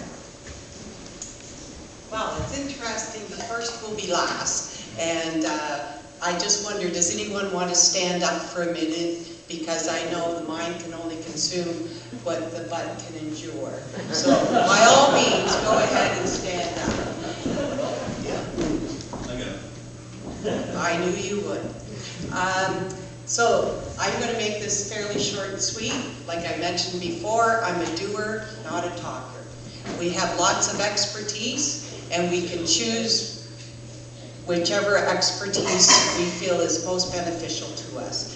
I have already been contacted by a PN asking would the municipality be open to a fish farm, and I replied back. My reply back was only if the community felt they were going to be benefactors and not victims. So on each of your behalf, as you can see, we've had a lot of research, a lot of reading done, but that would be up to each and every one of you to put in your two cents about whether a fish farm would be beneficial to you or it would victimize you. So one thing I think is critically important is education. And one thing I have implemented personally, and I think all of these climate change initiatives are terrific, but we all have to have a buy-in. So a while ago, I bought in because I had a very influential resident of the municipality show me how to sort through recyclables and end up with all kinds of returnables that go back to the beer store. And a perfect example happened this week. Outside of a bear box was 3 recycle bags. In those 3 recycle bags were 153 beer cans and 1 empty bottle of wine. So, which then ended up to be a whole bag of beer cans and 1 bag of recycle that our lovely garbage men are wonderful to pick up and drive all the way to Mount Forest. So that's a 50% saving. Another saving is all our short-term accommodation, all our tours are required to stay for a week, just like they used to do in the olden times when they used to drive up here with the family, stay for a week, enjoy the municipality. That would cut our emissions in half from staying the stays that are minimum stays of 2, 3, and 4 nights. Come and join us for a week. I've been working at the museum. I have people say, we come back every year because we just can't get everything done in a week. So that would be one initiative I would suggest. My biggest fear is once again fire. And a perfect example of why I'm so fearful of fire is we have an SDA 3 doors down for us that buys 5 cords of wood so that they can have a lovely bonfire. I feel that's extremely excessive, and we just had a very close call on Dorcas Bay Road recently from someone having a bonfire, leaving it to burn on its own. Luckily, a neighbor saw it and called the fire department, and they came out and sat there until they were sure it was out. And what I would like to see in regards to our tree cutting that goes on excessively for new developments, and that new developments that don't have permits, don't have permission to do any of this, is that we establish a tree retention policy, and even for those developments after their development, after they've gotten their approvals and permits and have occupancy, that they're required to replant trees in place of what they cut down. Because my understanding from the plan is the trees are going to save us. So I'm going to cut it short there. Thank you very much for your time and interest. And by all means, I challenge you to find one thing that you can do to either cut your consumption of fossil fuels or cut your garbage production. And if each of us do one thing, that will make a difference.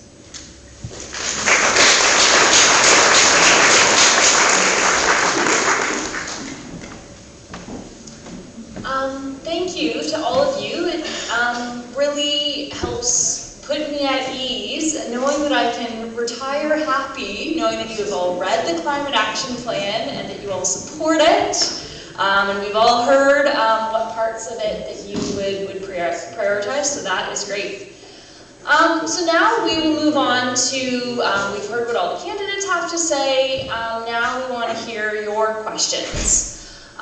So I would ask that you would just line up at the mic at the back, and yeah, we'll alternate between questions online and questions from the floor. What we'll do is we'll keep answers to 1 minute, so we can just get through as many as possible.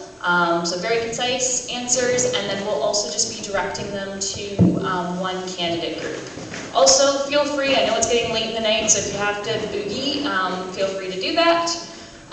So I'll start with a question from online, just while folks are coming up. So one of the top ones was, without expanding the highway, how will you solve public transportation on the Bruce Peninsula and surrounding counties?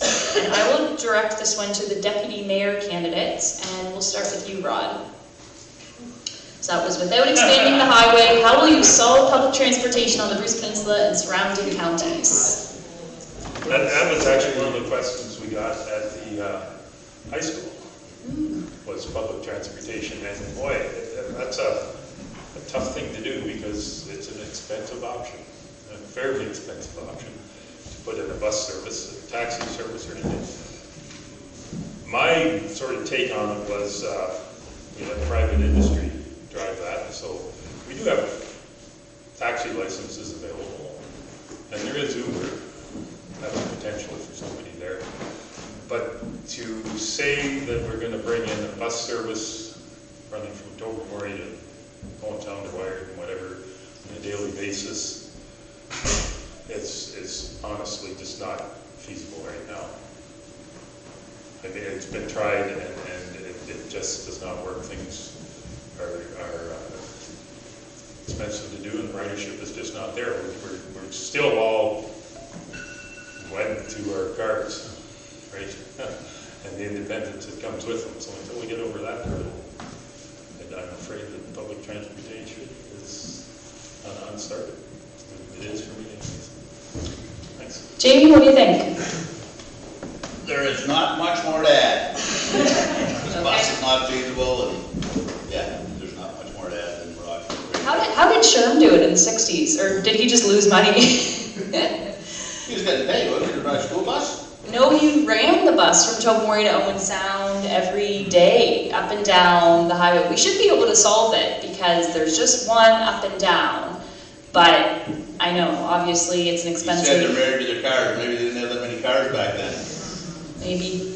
Debbie, do you have anything to add?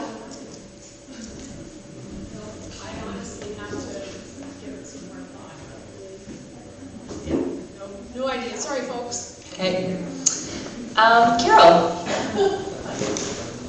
My name is Carol Porter, and my husband and I live down near the airport in Wired, but we own a 170-acre parcel and another 3.32 acres on the water.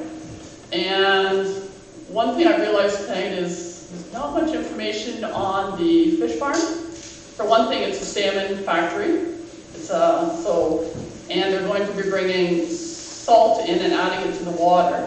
And I think since most of our bodies are water, and that we're swimming in the water, we're drinking the water, people are taking their water from the bay, and we're eating the fish out of the water, I think everyone that's on the stage and everywhere else needs to have more information. I went to one of the meetings, and they are doing studies, and I think SON will be a real voice for it or against it. But I was wondering, how many on council have gone to a meeting about the fish farm? Or raise the hands? Anyone? How many people here know where it is going to be? Okay, for those who don't, it's 83 Burford Lake Road, or you can get to the back side of it on Beckons Lane. So as you're going around past Cold Boys up the highway, you turn on Beckons Lane. And I think it's going to be maybe the size of 3, is it Costco's maybe? It's 11 acres. 11 acres, yeah, it's going to be huge. So Carol, do you have a question? Well, the question was how many, what information they had on it, because I think that's vital to all of us on the peninsula. And I think also, I do agree that fire is a huge thing, and I think that smoking is one of the huge causes of fires, cigarettes. So I think that. So. All your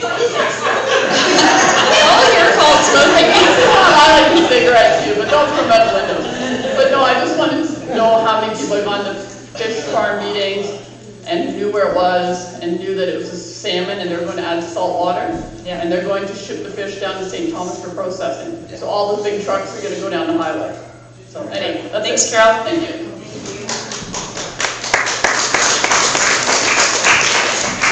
So I'll just take a question here.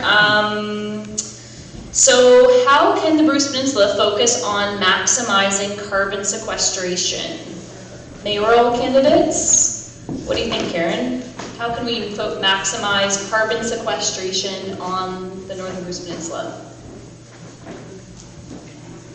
Well, I'm not into big terms, but I think what I mentioned was retaining as many trees as we can to absorb the carbons. And we have lots at the moment, but if we allow more and more to disappear, whether it's through development or increased acreage that is clear-cut, is I think one of the things that we can today do something about. Mil, do you have something to add there? Not a whole lot really. I think woodlots, wetlands, grasslands, Farmland? farmland. Exactly. Lots of farmland. As long as it's green, You own it'll most of it. sequester. Right, as long You have as it's something green, to add? as long as it's green, it'll sequester carbon, Yeah. right? Yeah.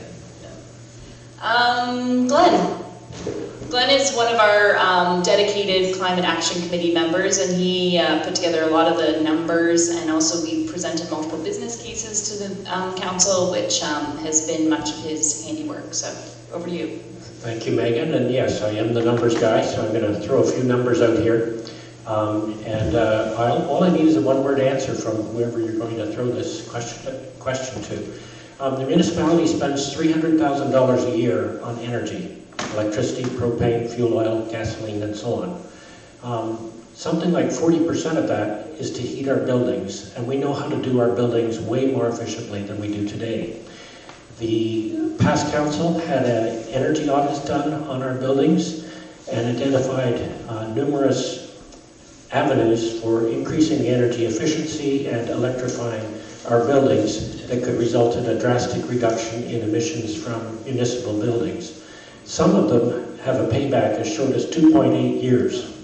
So if you put a budget in place in year one, you will make all the money back on savings in propane, electricity, and so on before the end of the council term.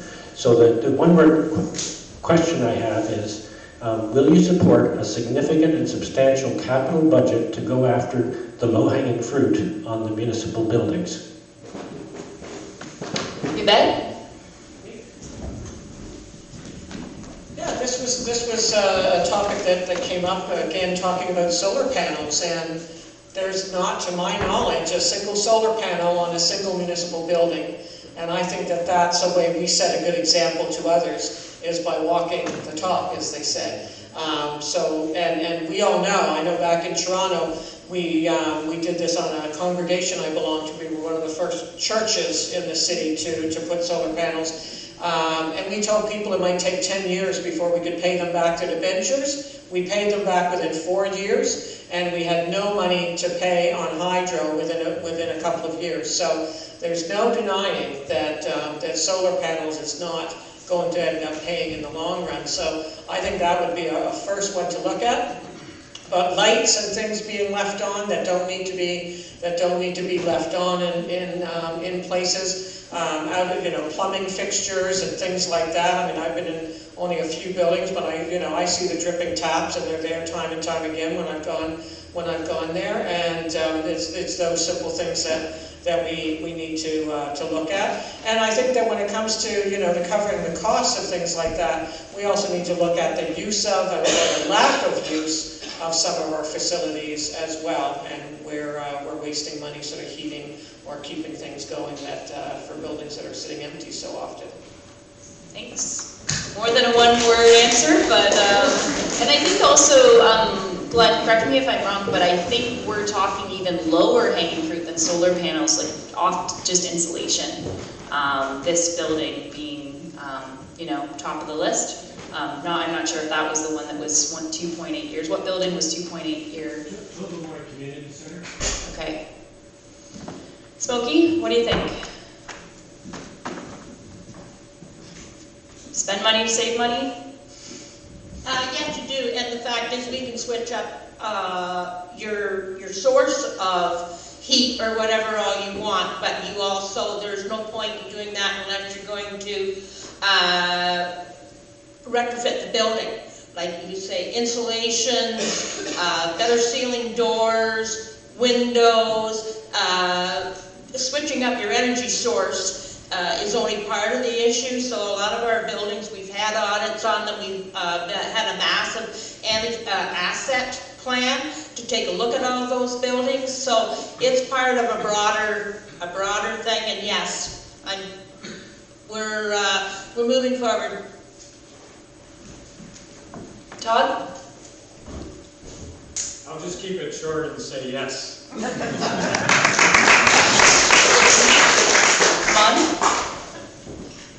So my simple answer to that question is yes, I do think it's important to work on, you know, setting an example as a municipality that we are committed to being more energy efficient. And like you mentioned, a lot of these initiatives are pretty low-hanging fruits. They can be done during our regular renovations and maintenance upgrades. And the more important thing is, in the long run, it will save us money. And I also think it's important to invest in these upgrades now, because as we all know, the price of materials and things is just continuing to rise. So it's better to start now than pay more later. Thanks. Patricia?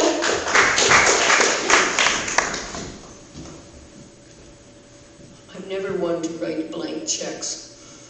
And so I wouldn't give an unqualified yes to a significant increase. But if I saw the numbers, and the numbers were convincing, and the payback is there, then I said we look at like an investment. And one of the options we could look at is borrowing the money to pay it rather than raise taxes. I do like the energy audits, and I do think we should be making progress towards making our buildings efficient. I just think we have to do it in a responsible way. And I hear there's a reno at the Lions Head Community Center, so, you know, might be an opportunity to put some of that into action. Who was first up? Donna? Hello, Donna Ashcroft. You might think my concern might be climate action number 3, wipe out waste, which it is. However, today, climate action number 5. I had Mom out for a drive today, and we went around Miles Bay Shore Road, Lookabout Lodge. Some people know where that was. Out towards Stokes Bay Road, there was a forest that was cut.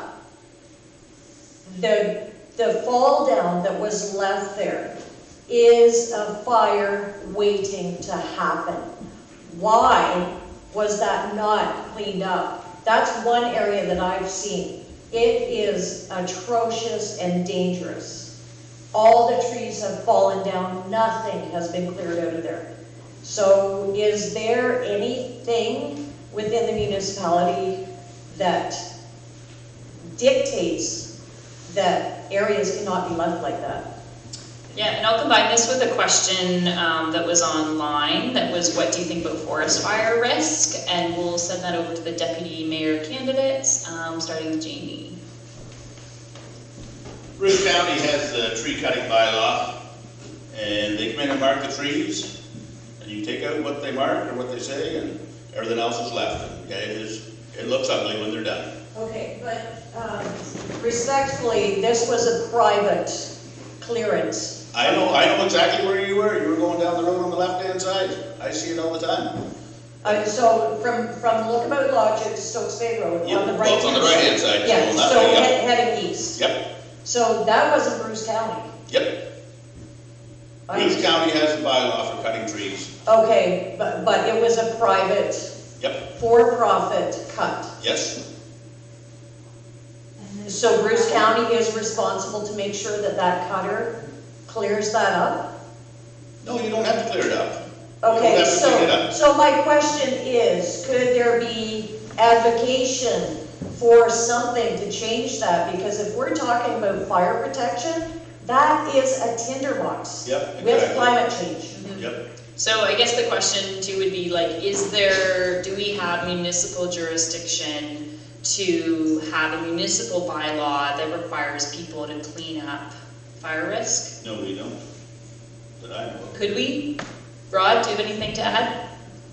Nothing to add, but it sounds like a good idea, yeah. Debbie?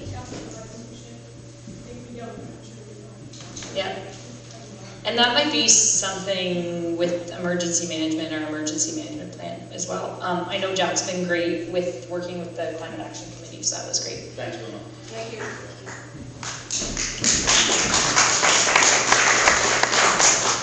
Sarah, did you have a question? No, you're just standing up. Doug? I was not going to ask any questions tonight at all. I made a rule of it, but a couple of things that were said here tonight made me change my mind. If you take this building not as an anomaly, but as a town building, and if you look around at the hazardous waste that's in this building, you can see from here, like the fluorescent tubes, etc. I know I changed my house over to LED 2 years ago, which was not a big expense, and the return was instant. My electric bill dropped about 30%, and all of the tubes that were burning out constantly, these last for thousands of hours. My question is, does the town have a plan to do away with these kind of lighting in all of their buildings, which would be an instant savings of money, and then as the years go on, more and more and more money, as you won't have to replace the lights? Is something like that in the process, or is it something that the new council could look at?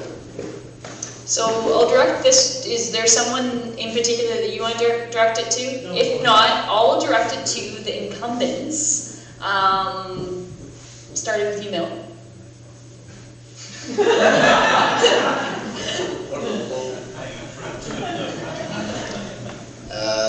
Yeah, great question. So what is mentioned here tonight is we are in the middle of an energy audit. In fact, I think it's pretty well complete. And so in that energy audit, it identifies all of our buildings. And you talk about low-hanging fruit, and it looks at life cycle costs, payback time. So we'll be looking at that. And you know, something like this lighting is one thing that I think that's relatively inexpensive to change. So yeah, we're in the process, and as I said, the plan's almost complete. And if we can see a payback, we definitely will be addressing it. Jamie, anything to add there? Anything to add? Nope, you covered it. Debbie? Smokey? What he said. Okay. I'll take a question from online. Which one was I going to here? Why do you think that car sharing programs haven't been more incentivized by the municipality? Council candidates, Yvette. 1 minute. I am a huge supporter of this. I often myself post on my Facebook page, I'm going to Owen Sound, I'm going to Lions Head, anybody want to come along? I did it today. Let's encourage carpooling for Tobermory to come down here. I'm arranging carpooling on Friday for people to get to the walk at Cape Croker. I think it's something we need to do. You know, I come down here, I've arranged with a friend of mine, Martha. We now go to see Dr.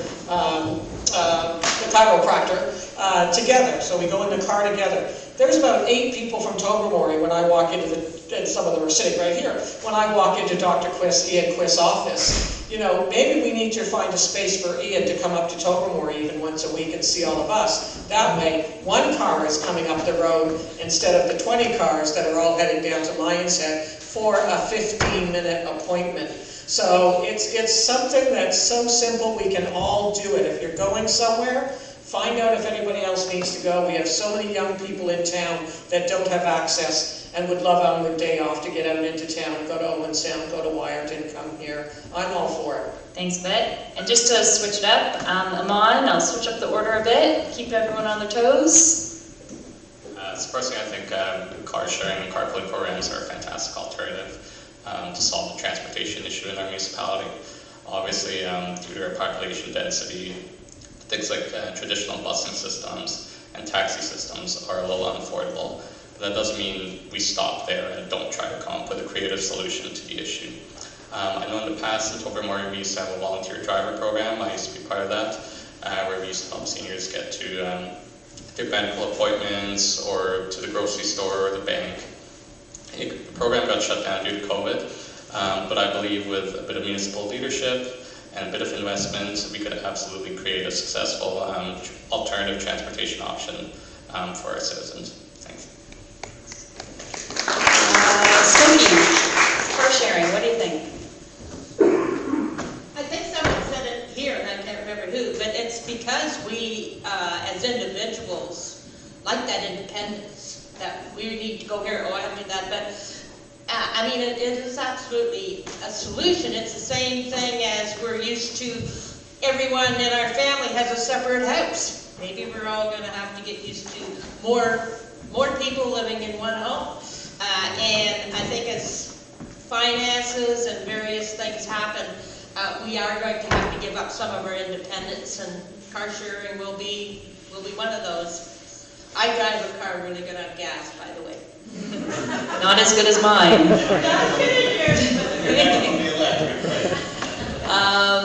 Patricia. So what's the question, why doesn't the municipality encourage it? Why do you think that car sharing programs haven't been more incentivized by the municipality?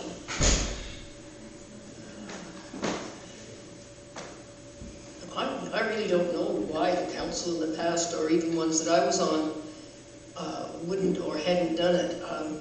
It would be an easy thing, I think, to arrange for the municipality to host an app that would encourage car sharing and facilitate it, and that would at least be a start. Todd, anything to add? The only thing I'll add is I know it's something that's definitely community generated. I know say for example, when I was growing up, we did a lot of carpooling because I remember playing hockey, and our team would always meet at the arena. We would fill up all the cars necessary and we would go from there. And I know gradually, if you're using that example, it seemed like people would be driving themselves and they wouldn't be carpooling. So I think that's just a means of us getting back to doing some of the things that we used to do in the past. And I think the council can encourage this, but I think this is something that needs to be community-led. And on that front, there is a Facebook page called Bruce Peninsula Ride Sharing, for those who don't know, and people can post on there. Obviously, things went a bit quiet during COVID, but I'm sure there's ways to do it safely. Once again, I'll just invite if there's anyone from the floor who has any questions, or I just see tired-looking faces. So we will just do one last question, unless does anyone have a burning question in the room? Teresa. I'm just really concerned about cell phone reception and internet. Is there anything anybody could say about that? I heard that there was a cell phone, I mean, a tower down somewhere that hasn't been spared or something. Anybody have any? Yeah, and that's a good reminder that I am also okay with questions that aren't environment related. So thanks for that question. Go ahead. We talked about it at council. I know, I was going to ask if you remembered what Peggy said yesterday. Miller Lake, when it's broke down, they're working on it right now. And Jane, you told me that Bell, there's one, is that in Lion's Head, or this Miller Lake one that's broken? And I called about cell service, and they told, the woman finally admitted that the tower's been damaged, and she said it could be 2 months to a year before they deal with it. I said, well, that's ridiculous. She said, well, the tech will call you in 5 to 7 days, so that was about 2 weeks ago, so I need to follow up. But I don't know, I just realized one day I couldn't make the call, receive a call, send a text, and I had the time to call them, and so I did. And she said, oh gee, I'm glad you called to tell us, but that's... You're the first one. Yeah. So, I don't know, that's what she told me. Can I add to that? I'm in the industry, and so really what it comes down to is economics. And Rogers and Bell are not going to install new infrastructure unless there's demand for it. The way that we can all create demand is call Rogers, call Bell, call Freedom every day, and the more demand that we get, the more push it's going to have for them to install new infrastructure. Otherwise, it's never going to get.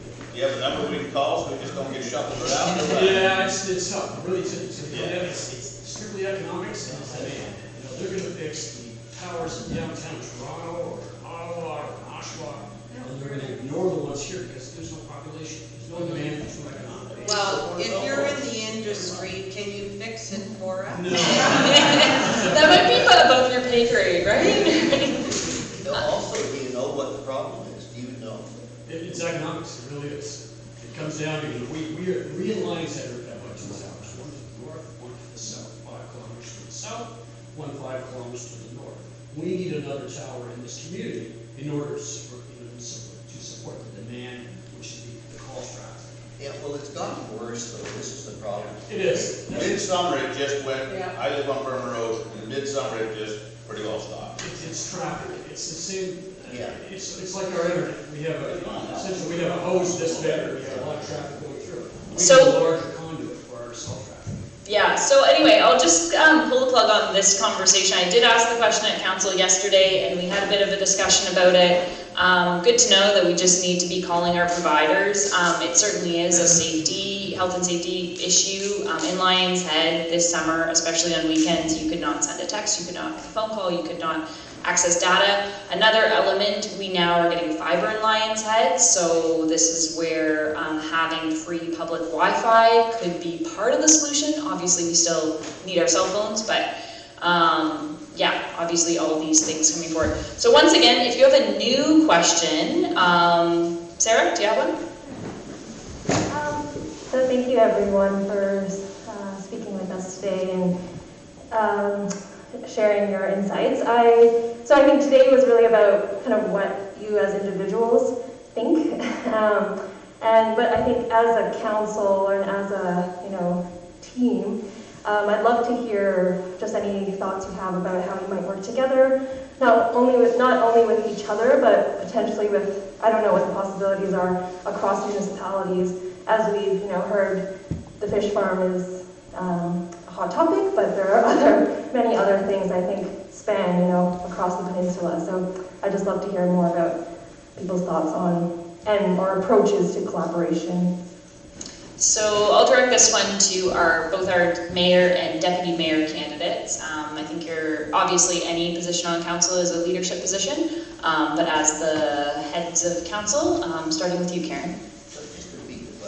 So Sarah, you were asking about how you would go about facilitating collaboration with other partners and other municipalities. And with each other, yeah. How are you going to work together with other people? This is one of my favorite questions. I don't think we need to reinvent the wheel. I've worked with 5 or 6 different municipalities now.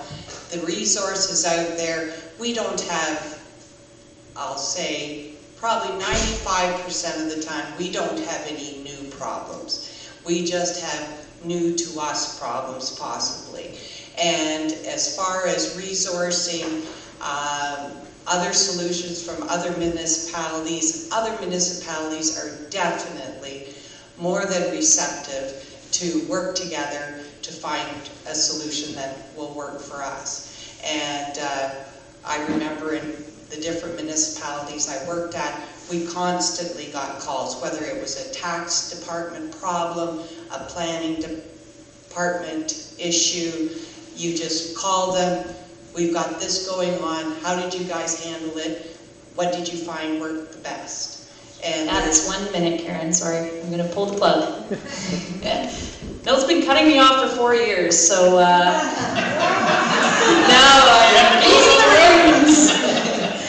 Bill, what do you think about working together? Well, I do agree with Karen in that municipalities are constantly sharing ideas and calling back and forth. But the community alone, like the community itself, I think that this process here, the Climate Action Plan, I think that it certainly has, if we can educate people, I mean, education is an important aspect of this. And I think that probably too many people are not aware of the severity of the problem, or just don't want to recognize it. And I think if we can provide as much education as we probably can around the topic, I think we will get cooperation. And I mean, we're definitely going to, Glenn here and yourself drive an electric car, I mean, we're going to certainly be investigating ourselves. Next car we look at, if there's a payback, and Megan tells me there is, then I believe everything she says. So I think that definitely something we're going to look at. They have been watching you on the council meetings on the climate thing. I can work all council that's elected, no problem, and with even me. You're gone. You demonstrated it by working with me. That was proof in the pudding. Yeah. No, these two said it pretty good. Rod? I think the key to getting along is respect. And it's simple as that. You listen to the other person's opinion. At the end of the day, you're one of the 5 people with an opinion. You go with the majority. But you do have to respect what somebody says and understand where they're coming from. Get through that. The only other way is just to simply do it my way all the time. That doesn't work, does it? Not yet, not until Doug Ford gives the mayor. Strong Mayor's Act. Debbie? I'd absolutely agree with what Rod just said. As long as you let everyone have their time to voice their opinion, whether you agree with it or not, but it's that you let them voice it. Thank you. Thanks, Debbie. Yeah, I think that was a pretty good closing question for the mayors, deputy mayors, but I'll just give, if anyone from council just wants a final 30 seconds, starting with Patricia. On any issue? Just the final word. I know I said I wasn't going to give closing remarks, but I just, to give you one last chance to, earn that vote. I think I'll answer the collaboration one, and I would like to see formal cooperation with the South Bruce Peninsula Council, because we are in a straight line and we have to go through them all the time, and we should be proactively developing a relationship with that council.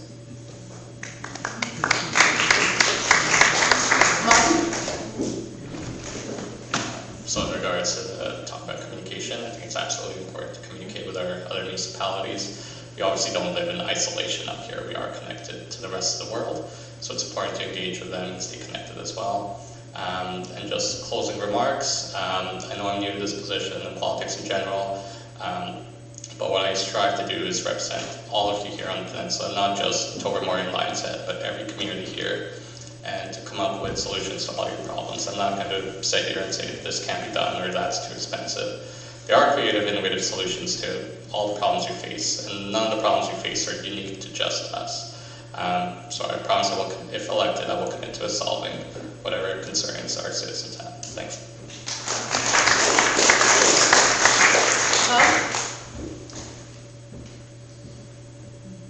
I also think it's very important to collaborate with other municipalities.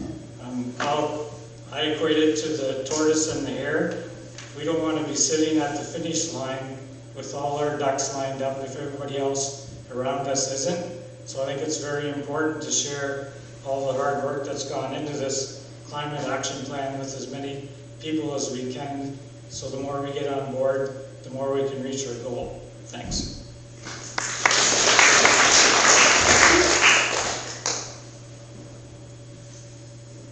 There's no one-man shows on council. You have to build relationships with your fellow councilors, with your community, and I never look at anything as being right or wrong. I probably know lots of people on both sides of an issue, and it's more about perspective, where you're coming from on that issue.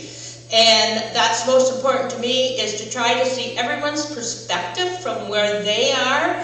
Then we put it together, and at the end of the day, it's what the majority feel. And I've never done anything, whether it's volunteer or council, where I haven't had some fun, built some strong relationships, and that's the way council should be. It's relationships all the way around. Thank you. Yeah, how can we not? Just coming here today, I pulled out of my driveway onto a provincial road, I made a left onto a county road, and then another onto a municipal road. So how can we not be collaborating? And I will tell you that in my history as a social worker, collaborating, networking, and problem solving are three things I enjoy doing and that I consider myself to be good at. Thank you.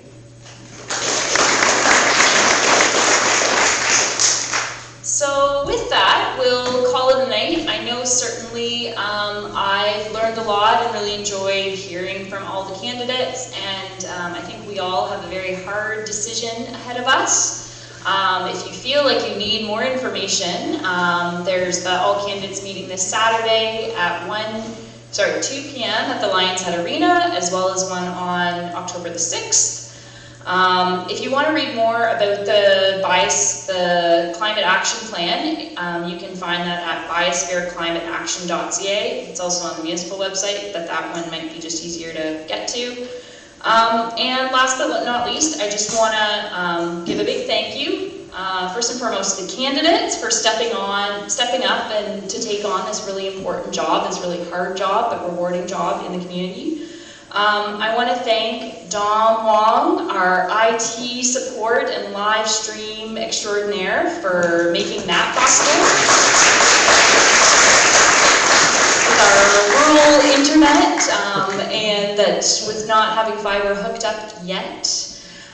Joanne Rogers, Brian Taylor, and Rod Lehman for pulling tonight together. And most importantly, everyone who's watching on the live stream, as well as who've come out tonight. Obviously you care about the community, and you care about democracy, and that's, I think, why we all love to serve this community, because we're a small but mighty bunch.